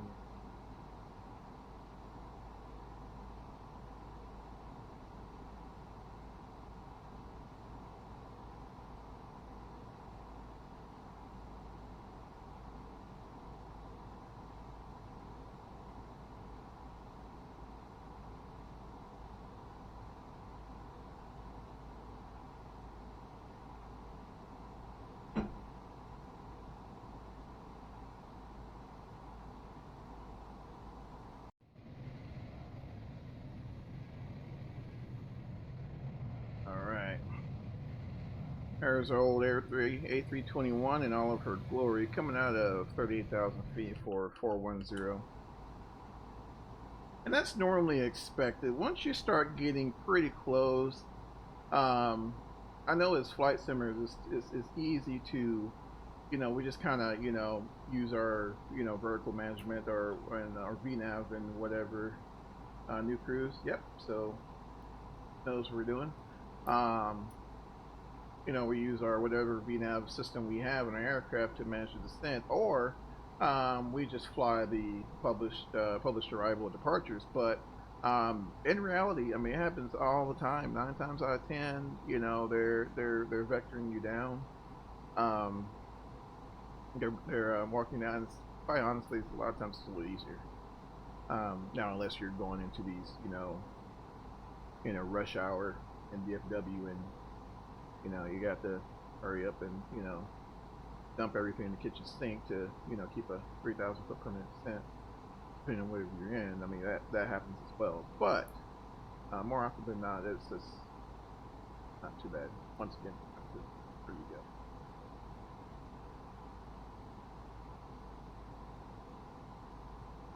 Right, so, excuse me. So for my sanity, I'm gonna jump over here and brief this approach. So, transition. So we try transition be the NEO transition, and then flying the Diamond 5 arrival. So just kind of dive over here into our plan page and just kind of review it. Get an idea of Delta 1070 is back. What we got. Roger. So approach. And then there's SFO. Now the reason why I didn't add the rival runway just yet is because I don't know where they're going to be. We're going to send it. So we can see if they'll give us 2-7 left. You can ask. Once we get to approach and see if they can pass us over. But yeah, winds are still out of the west at 21 knots. So let's go ahead and plan for. Let's do that. Let's go ahead and plan for. Let's see. Runway 28 left, and Delta 943 traffic 1 o'clock 13 miles. He's southbound at 370. He's no factor. He's restricted blade. Alright, so Roger, I have him on TCAS, thanks. Kind of run that. And yeah, so we may get some vectors. So we could clear this discontinuity, but I'm not worried about it right now. Not just yet. Not too worried about it at all. Alright, so let's go ahead and go back to our arc, like arc. I normally use the rose mode if I'm like in the terminal area and we're doing a whole bunch of turns, a whole bunch of wackiness. But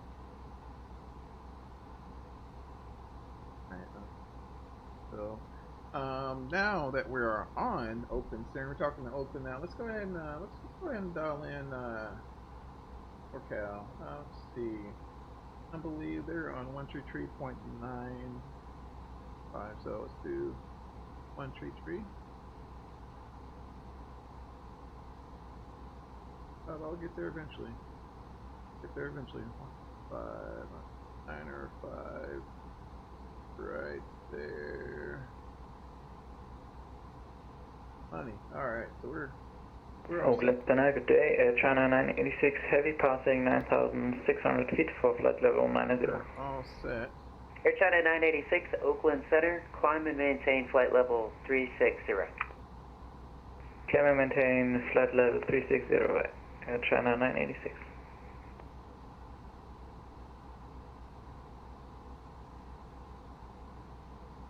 Oakland Center, good afternoon. Alaska 2915, climbing to flight level 340. I'm about. Alaska 2915, Oakland Center, roger. Alaska 2915, say altitude passing. Passing 335, flight level 335, yes. Alaska 2915, roger. And not only, when when you're briefing the approach as well, you also kind of want to see what's going on at the airport, especially if you're unfamiliar with it like I am. Like I don't think I've been to San Francisco in a year. Especially, so I'm going to be landing on 28 left, so I know, actually let's do math now. I know, of course, I'm on 28 left, maybe we can exit, probably be able to exit maybe Echo, taxiway Echo or Delta, and really it's back to the terminal, so fairly straightforward on the arrival portion, so we won't really have a whole lot to deal with here. Yeah, I won't have a whole lot to deal with. Should be good to go. So we're at flight level 340 now. Flight level 340, and winds are still howling out of the west. Definitely going to be. Alaska 2820, Los Angeles Center is closing. Radar services are terminated. Frequency change approved. 122.8, Alaska 2820. Good evening. And so yeah, exterior. Afternoon, Oakland Center, United 1035, climbing out of 12,000 for 19,000 on the trunket tube. No, never mind. United 1035, Oakland Center, climb and maintain flight level 380. Clear to flight level 380, United 1035. Let's see.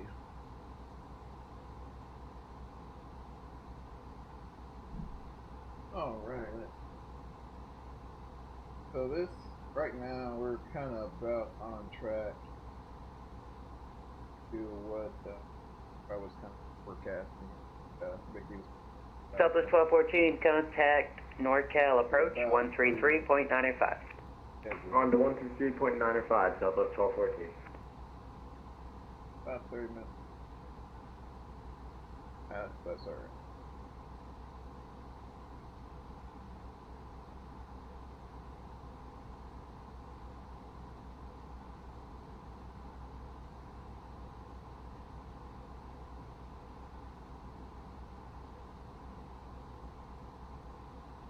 Right. Answering some there.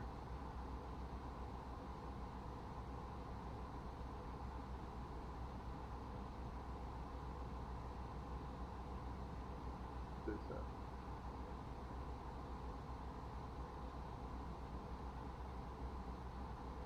right. All right, looking pretty good so far. So we're getting pretty close to the terminal area. Getting pretty close to the terminal area. 206 knots out, so we're miles out, so we're not far at all.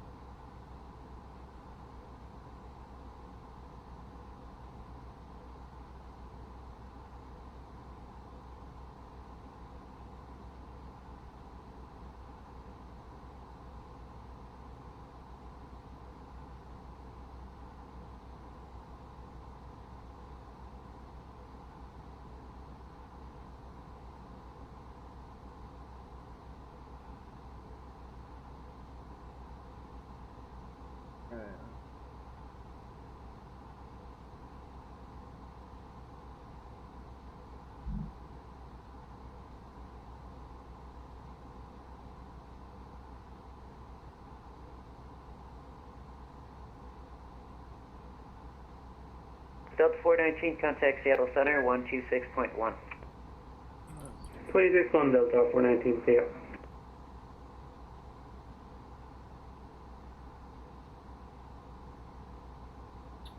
Right.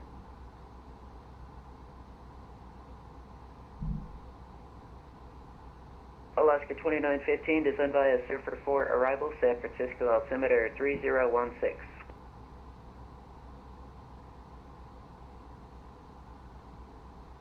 Descend via the Surfer 2 arrival, Alaska 2915. Alaska 2915, negative. Descend via Surfer 4, arrival, San Francisco altimeter 3016. Surfer 4 arrival for Alaska 2915.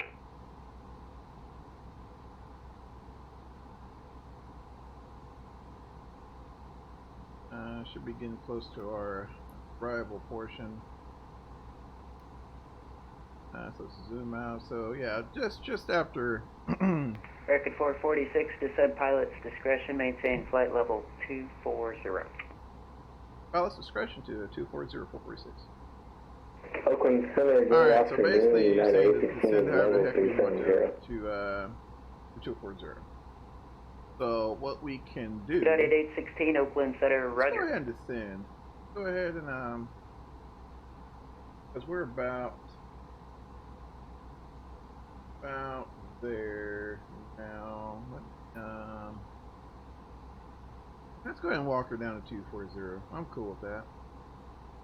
Walk her down to 240.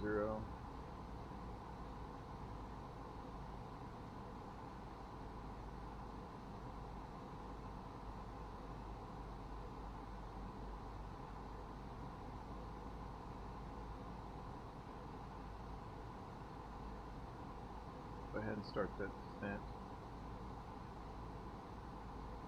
And we should be there. This little squiggly line basically like an off-schedule descent. So we should hit 240 about right there. And which that kind of puts us on track for the rest of our star if they let us fly it. Although they may just let us, you know, they may just continue to put us down. And we'll kind of see what they get.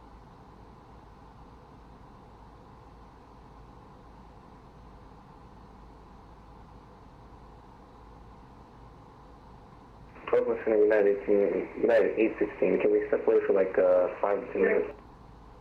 United 816, okay, let me know when you get back. I will.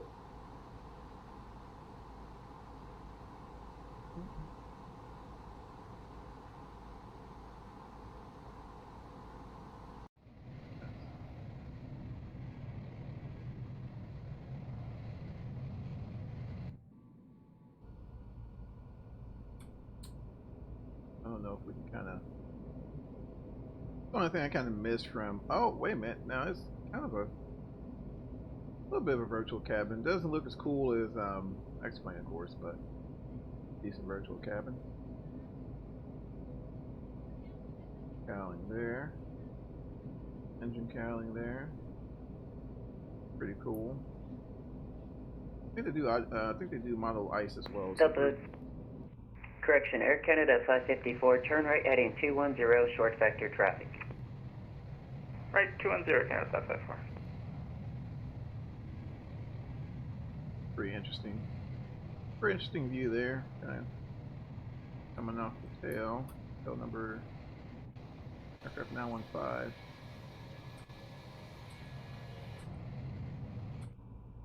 Probably my favorite here though. Enjoy that one. Alright, so we're out of 31.5 for 240. Just now starting that descent into San Fran. Starting to work this way down. ATC cleared us down to 240, so we'll do that. And down to 240 and go from there. I'm just hopefully we can get 28 left. Really hoping that. I think that's kind of more of the I think that one's pretty scenic on the approach. Oh, speaking of scenic, so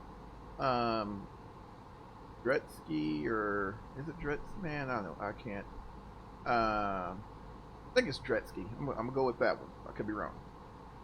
They have released their Chicago airport scenery, I think, for free. So, and I believe that's for X-2011 and P3D. So, to have either or, definitely. United 115, contact Seattle Center 126.1. So, just something to kind of, 126.1. keep in mind there. If you're looking for some Chicago scenery, they're Midland. I mean, they're not Midland. American 446, descend by a Diamond 5 arrival, San Francisco altimeter 3016. Diamond 5, 3016 for 446. Alright. So basically they're saying follow the descend via the procedure that we published. That's published stuff. We will do that. Let's see.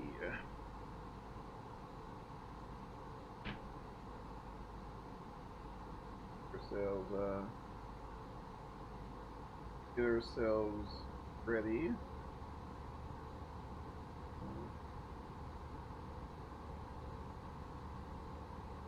The charts.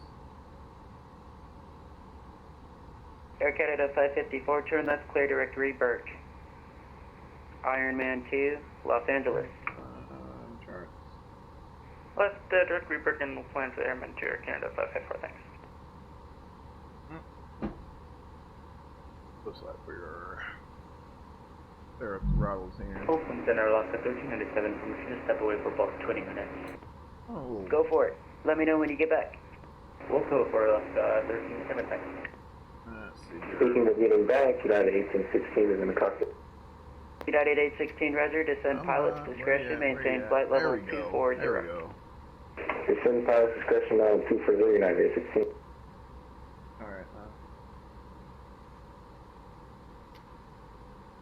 Alright, Kilo, Sierra, Foxtrot, Oscar.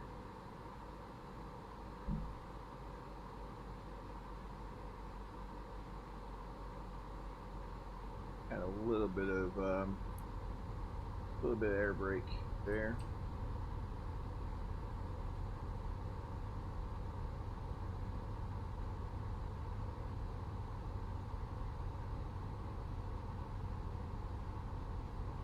Delta 943, contact Seattle Center 126.1. 126.1 for Delta 943. Thanks for your help and have a great evening. Oakland Center, Southwest 1149 with you at 10,000, climbing to 19,000. Southwest 1149, Oakland Center, roger. Climb and maintain flight level 310. And what is your planned indicated airspeed in the climb? Once we cross Diamond, I think. Yeah, once we cross Diamond, max speed. Yeah, I'll climb soon enough. I haven't seen. We'll get back to you. 290, so we gotta keep that in mind once we get close to Diamond. Delta 943 is switching over to Seattle Center. Thanks for the help and have a great evening. Alright, so. Good night. Alright, the lowest speed, the lowest altitude between Inyo and Diamond is. Southwest 1149, no climb suits. Definitely want to make sure we maintain. 288 knots. Roger. That's probably the Airbus are running us. There are speed brakes still. Let's just gotta bring that back in. Cool. Let's see. Yeah, look at those, there. That looks like we'll probably either get 28 left or 28 right. So I think I can live with that. There's a little bit of scenery here. Now I should totally get the. I don't know if Orbix makes a scenery for this area, but I should totally see if they have one. Be beautiful, beautiful approaches coming in here. Oakland Center, this is Southwest 1251 with you at 10,000 for 19,000. Southwest 1251, Oakland Center, climb and maintain flight level 350. Do not exceed 270 knots in the climb. Climb and maintain 350. Alright, do let's not see. exceed 270. See what we're looking like here. Alright, let's go ahead and start reducing our constraints. Alright, so keep this there we go. So kind of showing our constraints here, so we should be Alaska 2915, contact NorCal approach 133.905. 133.905 for Alaska 2915. Have a good day. Max 290, so there's our speed constraint there, so we should be good. United 816, descend via Bodega 3 arrival, San Francisco altimeter 3016. Alright, descend via Bodega 3 arrival, we copy that from the United 816. Alright, so let's go ahead and notify the cabin. Go ahead and notify the cabin. So I can start getting everything settled. Now, I don't know if they have... To be landing. Please ensure your cabin bag is safely stowed with your laptop inside. Your tray table must be stowed, armrest down, and window blinds open. You now need to be seated with your seatbelt fastened, ready for landing. Please help us by handing in any rubbish. That's the cabin announcement there. You do not want to take with you. The toilets are no longer in service. So if you haven't went to the restroom, you're gonna have to wait. Alright. So yeah, we'll be descending... Record 446, contact NorCal approach 133.905. 3395 for 446, good day. Alright.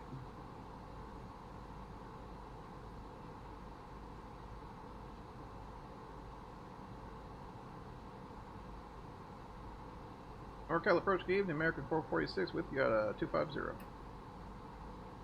American 446, NorCal approach, roger.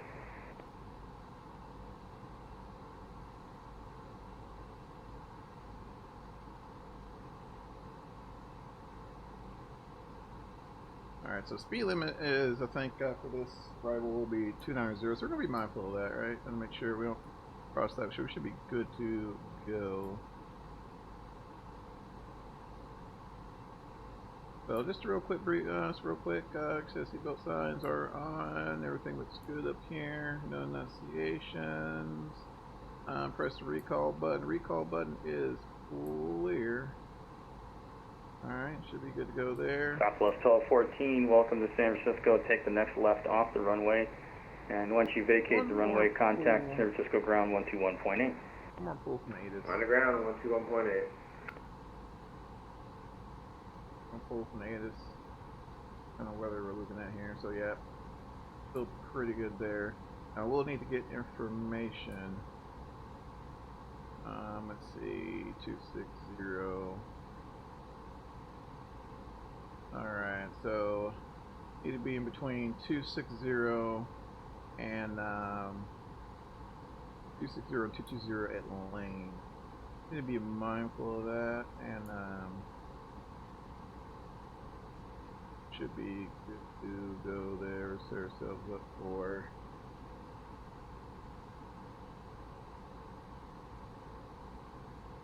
12,000.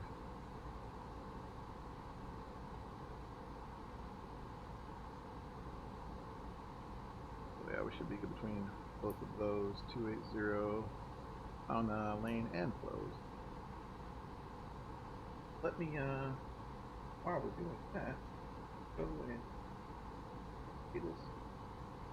I can get the ATIS frequency ready, and we'll do the same thing we did before. We'll go ahead and program our ATIS on COM 2, and then program that on COM 2. Okay, NorCal, good afternoon. Alaska 1435, holding short 1 right, we're ready to go. Alaska 1435, right. Runway 1 right, cleared for takeoff. San Francisco winds 26021. 1 right, cleared for takeoff, Alaska 1435. 5.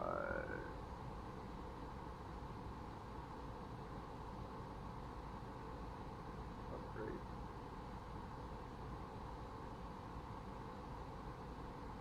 Let's double check our routing.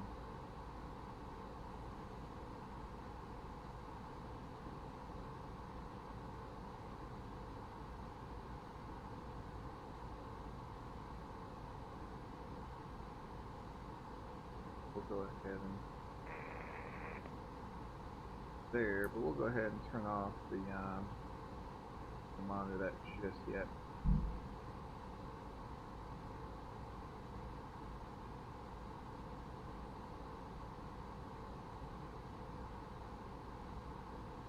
Get closer there, we'll continue to fly the arrival. Right.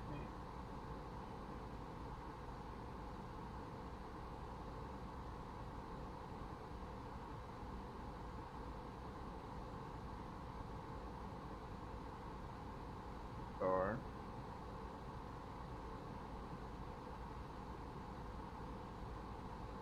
Perfect. Alright, so yeah, you know, arrival section does get a little busy, but, you know, of course we've should be good to go. Got our frequencies for the most part set, because I don't think power is on. No, so power is not on, so we'll be staying with approach for the majority, for the remainder of the trip. Makes it just a hair easier.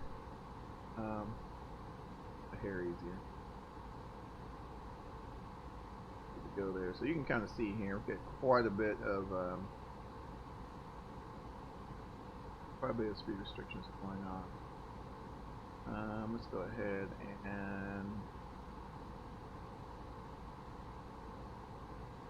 Alaska 1435, NorCal departure, radar contact, climb and maintain flight level 190, resume departure. Well, safe level 190, resume departure, Alaska 1435.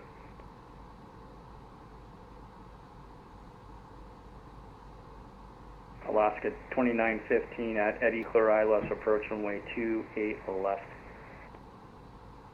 Cleared ILS 28 left for Alaska 2915.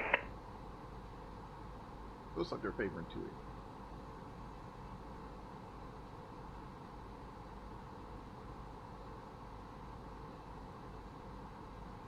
So we do have to be mindful once we shoot the approach, land, all that fun stuff. Want to be extra vigilant in getting off the runway. So try to. I think there's a high speed exit. I don't think we're going to burn that much runway ending. All right, so should be fairly easy. Arrival. Performance. So definitely here we take the first exit available. Alright. American 446, expect the ILS approach runway 28 right. Alright, let's approach 28 right for 446. So we got 28 right, but you know, I can live with that. I can live with that. So arrival 28 right. And everything's pretty much the same, just changing the runway. So pretty straightforward. So basically what we're doing, so the autopilot, this is beautiful about the Alaska 1435, contact system. Oakland Center 132.232.2. Everything is programmed in the McDo. So alright, over to Oakland 32.2, Alaska 1435. Happy birthday. What Merry Christmas.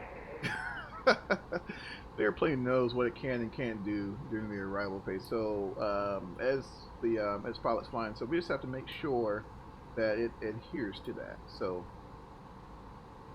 so we can't say that the airplane didn't. No, that never flies in any hearing that you would have, or that phone call to air traffic control that you have to make. So I just want to make sure that we're not busting that sort of lane. So look here, it knows, hey, lowest I can go here is 22,000 feet. So it's going to maintain 22,000 feet at 280 knots to maintain that restriction. So that's a block there between 260 to 20. So if you look at your arrival from a vertical standpoint, it's basically just kind of stepping you down. That's all it is. All it is. So so far looking pretty good, and which I've not typed on this thing, so it still kind of does things that are unexpected, you know, despite me having 4 many hours with this particular model and thing, but nonetheless, sure, I think we'll be okay, you know. Some aircraft you definitely want to monitor. Just depends on how they're coded. But this one here, it does a pretty good job of following the designated flight paths. Kind of monitor it, make sure we're catching our calls, and like I said, we already know we're going to be cleared ILS 228 right. So we know this, and we're still 85 miles out. Now 85 miles might not be really far, but it's far enough to kind of get ourselves prepared for that. So I'm not going to activate the approach phase yet. I'm going to hold off on that. A little closer. Let's see if we can pick up 0 at 21. Alright. Visibility 10. Few clouds at 2000. Temperature 17. 2.7. Altimeter 3016. Simultaneous charted visual flight procedures in use. Landing runway 28 left, 28 right. Departing runways 1 left, 1 right. Multiple cranes in the vicinity check them. Affirmative. North of 2 airmen. Legacy 1038, Burn activity in vicinity of airport. Winds Advise on initial contact.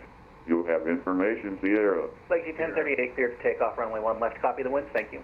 Alright, so we got that. Alaska 2915, runway 28 left. Clear to land, wind 26021. That's another cool thing about it. So we know Clear to land, runway 28 left, Alaska 2915. We know the weather with AKRs, but we just didn't know what information we have. So that's just air traffic control's way to make sure we have the latest weather, which we did. So. Alright, so now that we've passed that constraint, it's starting its descent to try to hit flows between 19,000 feet and 4,000, still 280 knots.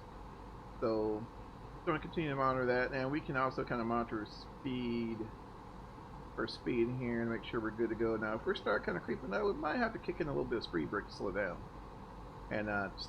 and to maintain that vertical profile, but I think we should be alright. Departure Legacy 1038, crossing 500 on the SID. And let's go ahead and Legacy 1038, Narcon departure, radar contact. Climb and maintain flight level 190 within the departure. Up to 190 for Legacy 1038 and on the departure.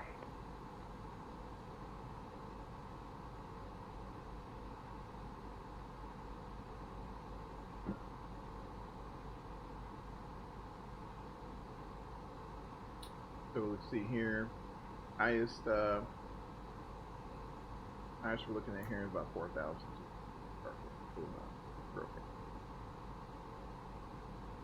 Alright.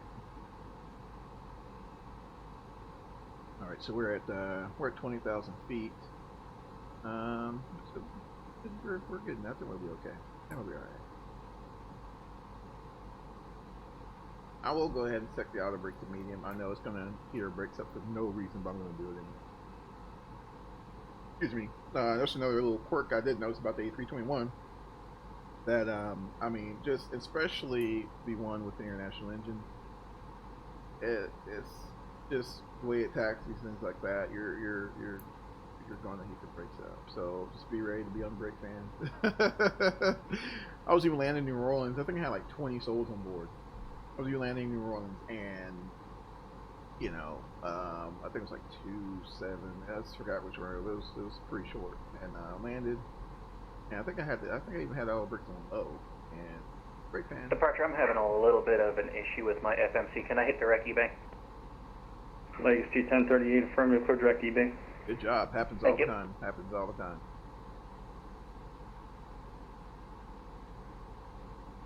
Which that may be the still there. No, that may be, he may be on X plane. That may be X craft legacy. Weird. I wonder what issue he can have.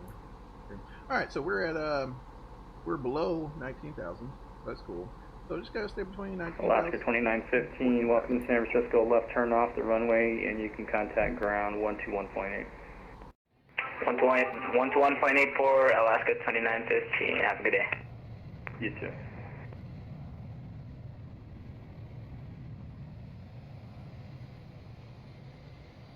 Beautiful bird. And the sharklet version is on its way, so we're gonna have the nice little winglets up there. Gonna be cool. Going to be cool. Alright, let's get back in here and fly the airplane. Alright, so we're below transition altitude. Go ahead and get ourselves tuned. 4303. Legacy 1038, contact Oakland Center 132.2. Let them know you're going direct to eBay. We'll see you. Over to 132.2, and we'll let center know. Thank you. Alright. We're probably going to be getting another call here from approach here in a bit. Getting into that terminal area.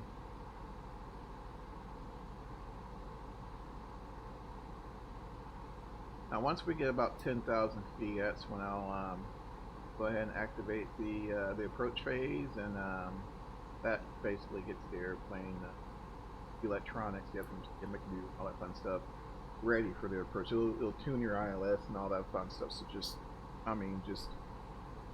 you know, very streamlined in these processes. So we're at 15,000 there. Alright, so we're past flow, so we're good there.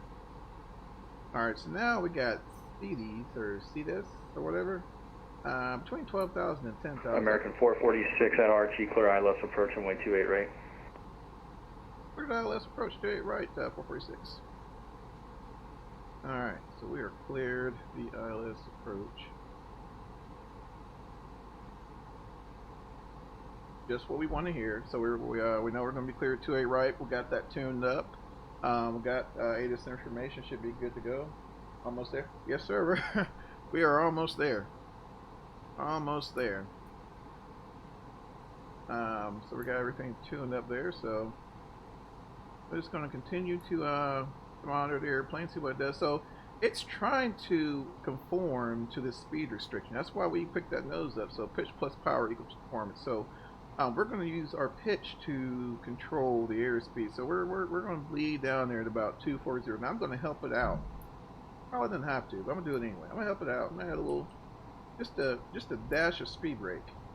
Not much, dash. And let that clear. Alright, looks like we're walking it down right there. Alright, I'm going to go ahead and get out of it. I'm going to get out of it. Gonna get out of that speed brake and let it continue on that descent there. Looking pretty good. You know, so we're getting nice and slow. So even if we're below 10,000 feet, you know, we're well under the speed limit. So, alright. Getting close to see this there. Now, we could clear that discontinuity and go ahead and connect, but we're going to see if he's going to vector us. I'm just curious to see.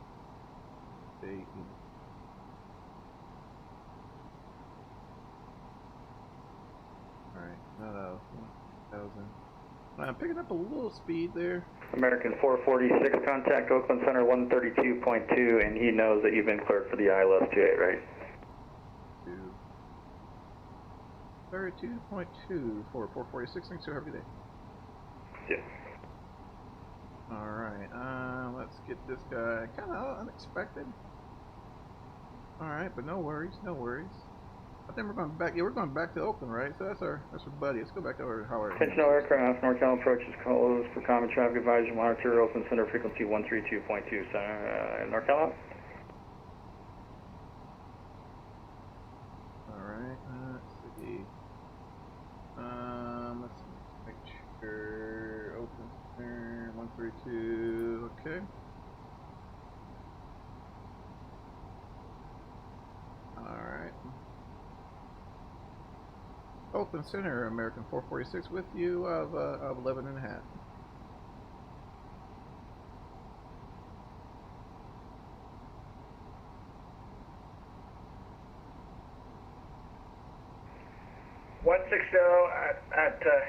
16,000 at private discussion, and I copy QNH, chapter 22.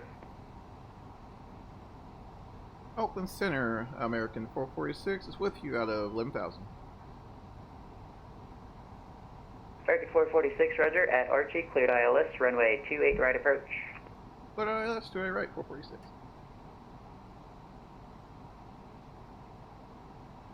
Alright, looking pretty good there.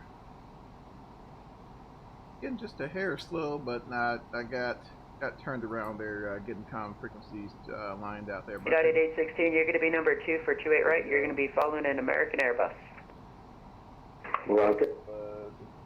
Hang on profile, too high, too fast. Let me take over, control my speed manual. Southwest 1312, descend via Oaks 2. You can expect ILS runway 30, Oakland altimeter 3016. In the Airbus. Yeah, and descend via Oaks to arrival, expecting runway 30. What's the altimeter again? Pretty impressed. Oakland altimeter 3016. It seems to be holding on profile. 3016 for Southwest 1312. Thanks. But I know once we, because I still got that discontinuity there, so I may end up. Actually, we're below 10,000, so go ahead and activate that approach phase. Alright, and we'll go ahead and have vertical speed set up, and let's see, I'll go ahead and set this guy up for 220. Let's see, go ahead and get what's our QNH. QNH is 3016. Alright, 17, look good for now. Just keep will do, sir. Thank you. Simply 42, it was a good question. I just wanted to get you below up, like I said, it's been, diamond a while and since I've been in, I've flown into the jet stream into the bay from the east. Alright, so 25. Roger. Completion. United 816, descend and maintain 8,000. Maintain 8,000, United 816. Let's see.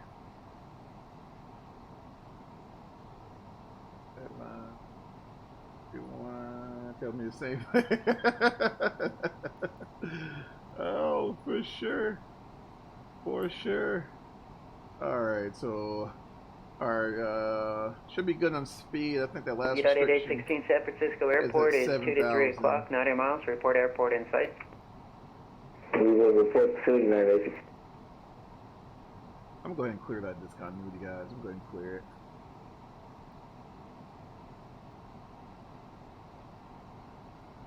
United 816 has a field in sight. Alright. United 816, roger. Yeah, right now, yeah, we should be, yeah, you're right. I think we should be okay. Should be okay. I'm at 220. American 222, Oakland Center, are you on this frequency? Don't want to go too slow because I don't want to hold up the guys behind me.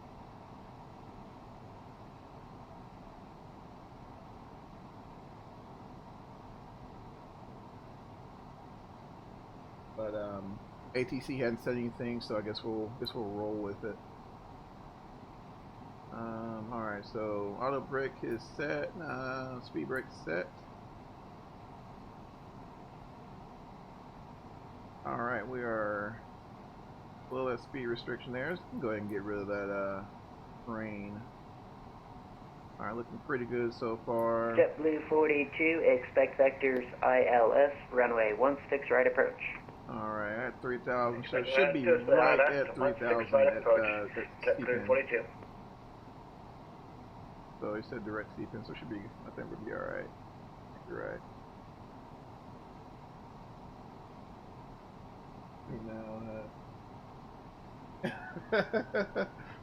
But you know, I do that as well, especially in New Orleans. For some reason, arrival in New Orleans just trips me up every time. And I'll come in a little too hot, and you know, of course, I'm dumping speed brakes and all that fun stuff. The 321, it's just, man, I risk. United 816 traffic is 2 o'clock, 16 miles. He's westbound 6,000 descending. American Airbus, report traffic in sight. We will report traffic in sight, United 816. E.8816, roger, descend and maintain 6,000. Alright, so we got Glide slope we have the American Airbus beside United 16. American 816, maintain visual separation from the American Airbus. Clear visual approach, runway 28 right. Alright, maintain visual set from the American Airbus United 816. Affirm, he's number 1, you're number 2. Yep, definitely. I would assume he's number 1, we're number 2, United 16. Let's see if they give us any. Just maintain visual separation. I think we should be alright. Oakland Center, good day. United 6852 is 60 miles southeast of Cold Alpha, level 360. We'll keep them burning. We'll keep them at 220 till last minute till we get. United 1552, Oakland Center, radar contact. Maintain flight level 360. Go from there. Alright, had a little blip on the TCAS, but I think there's some more traffic there, but we do have somebody behind us. Let's go ahead and put this guy on, and I also have got the missed approach dog already programmed as well. Which winds are coming out of? Winds aren't too bad, so I think we're fine. So there, 1, 2. All right, V at 132. All right.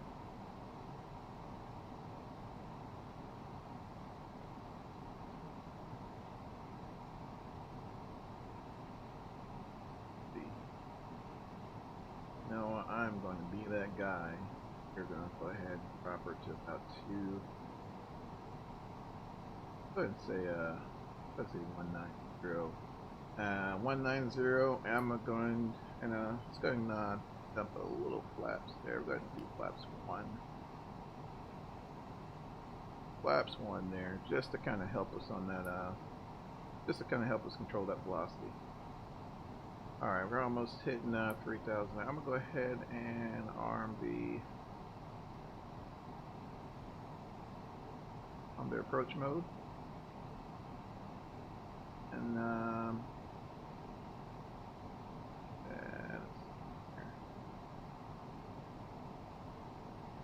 throw this guy in heading mode, because there are times where you have problems intercepting the localizer. Alright. Good evening, Oakland Center, American 222, flight level 360.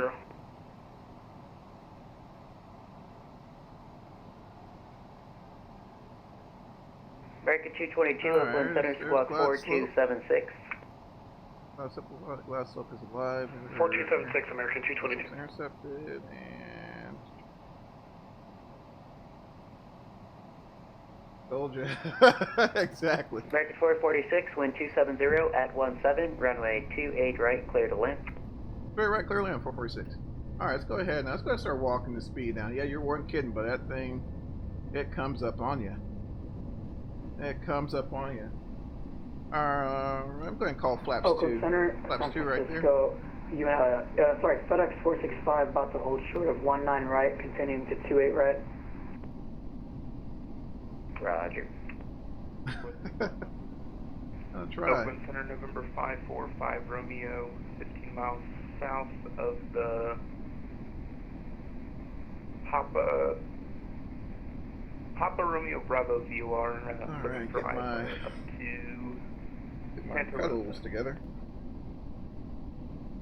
I'm not receiving your mode C, squawk mode C. Alright, there's wireless. And go ahead and gear yourself slow down to the My apologies, it's 2,000. Alright. Flaps 3. Now, only thing we should have done probably November 545 Romeo, Oakland Center, Pastor Robles altimeter 3003. Approach, but we'll just have to work with Squawk 4241. Alright. I'll pilot 4241 in the box. 5 controls. American 222, radar contact 26 East, Big Sur, flight level 360. Maintain flight level 360. 360, American 22.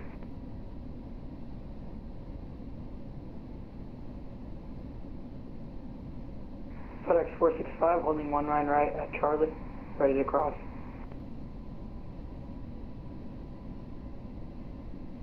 FedEx 465 heavy at Charlie, cross 1 left, cross 1 right. cross 19 left and 19 right, FedEx 465 at Charlie. My crab set up here. Yeah, that flap's full. Trying to get me. We'll be all right, but it's not gonna make it. Not gonna make it easy on. Delta 61, Oakland Center, roger. Full flaps and gusty winds are a handful. So we're 1,000 feet, missed approach up to set. Stabilized approach. Order. Delta 61, turn right heading 200. This will be a vector for spacing. Right, 200, Delta 61. Oh, step to chapter 42, request time to set.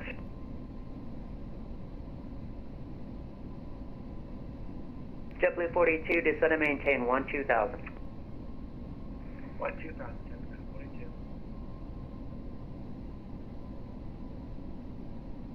100 above.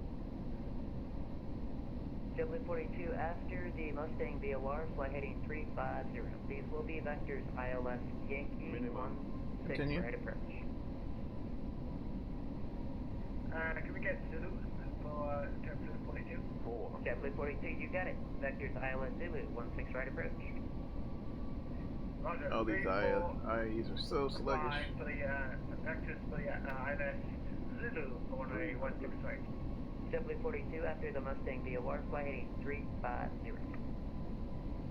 350 after Mustang, American Northeast, JetBlue 42.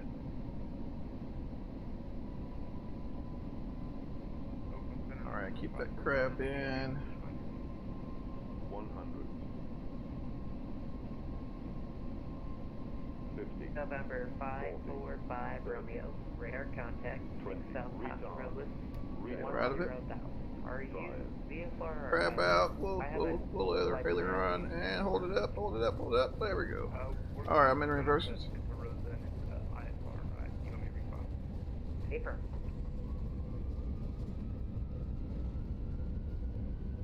Alright, I'm 60 knots reverse lights out. I'm going to get out of it and hurry up and Short 28 right at Charlie. Roger. hurry up and take this first exit here. Alright guys, come on, come on, come on. We'll take this high speed exit here. Delta 61, you want to step away for 5 minutes? Delta 61, okay, let me know when you're back. Appreciate it. Get off this runway here. Go ahead and get off the active and get slowed down here and FedEx 1885 Heavy, Oakland Center, roger. Clearance on request. get the airplane cleaned up. 46, cross runway 28 left, taxi by Bravo to the ramp. Straight left, Bravo to the ramp, 446, up good. Alright, so we've been cleared across, so being cleared across, we need to get across there. Make sure we're clear of all those airplanes coming in there, and there's 465 Heavy, you can expect beautiful for landing traffic. FSLabs United A16, 270 scenery there. runway So straight right, clear to land. shout out to FSLabs. And no, my brakes are probably hot. Yeah, got the airplane cleaned up. Man, we're just gonna go ahead and call one of these gates here. We'll go ahead and call them. Alright, let's see here. Good afternoon. Hello again. Alaska 1529. Alright, so let's go ahead and stop, get the airplane configured. Alright, so we'll have to take the airplane checklist. So landing lights off, taxi lights on. 3, 2, 1 on the APU. Go ahead and hit the APU start button there, and we should be good to go. Alaska 1529. I'm going to do a single engine taxi, so we'll open up that bleed. 1529, Oakland Center, Open up the bleed air valve, turn on the electric pump, and we'll go ahead and shut down number FedEx 1885 Heavy, clear to Seattle, hush to departure, deadhead transition as filed. Man, thanks so much, Big D, but we'll see you later, man. Take care of yourself. Clear to Seattle via hush, the deadhead transition. Alright. Get ourselves out of here. FedEx 1885 Heavy, read back. Yeah, taxiing is much more manageable with this guy on one engine, especially when you're light. So we'll go ahead and get parked here. Let's see. 1529, cleared Portland. By your radar vector, grateful. That's filed on departure, fly double runway sign. heading, maintain 5000, squawk 4320. That's alright. Go ahead and take stand 82, I guess. Alright, Alaska 1529 cleared to Portland via the radar vector. Yeah, get in there. In there. Time maintain 5000 after departure, squawking 4320. Parking myself here. Alaska 1529, read Yeah, back this correct, works runway out. 28 left. Alright, so we're good to 28 go. for Alaska 1529. Alright, so what's the brakes look like? Ah! No brake fan. Cool. No brake fan. Awesome. Let's see. APU is on, available, so let's go ahead and shut down number 1. Shut down that number 1. Engage that park and brake there. Turn on those bleeds. And we'll put that guy back on auto. Fuel pumps off. Via truck and two departure, Fuel pumps deadhead off. transition as filed. Hydraulic pump off. 5000, squawk Seatbelt signs off. Let those guys off there. Beacon light off. And taxi light off. Shutdown checklist complete. And welcome to San Francisco, guys. I appreciate you guys swinging by. Man, it's awesome. It's been a fun stream. I don't do the long ones often, but man, it's been sweet. Runway. It's been sweet.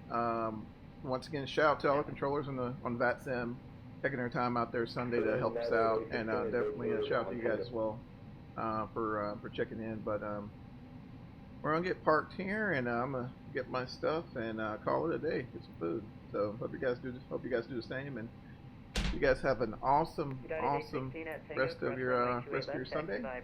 And until next time, keep checking out the channel. Like I said, we have my Twitter posted on the banner, so I'll post little updates and things like that as they come. And look forward to the next stream. We'll see you guys. Take care.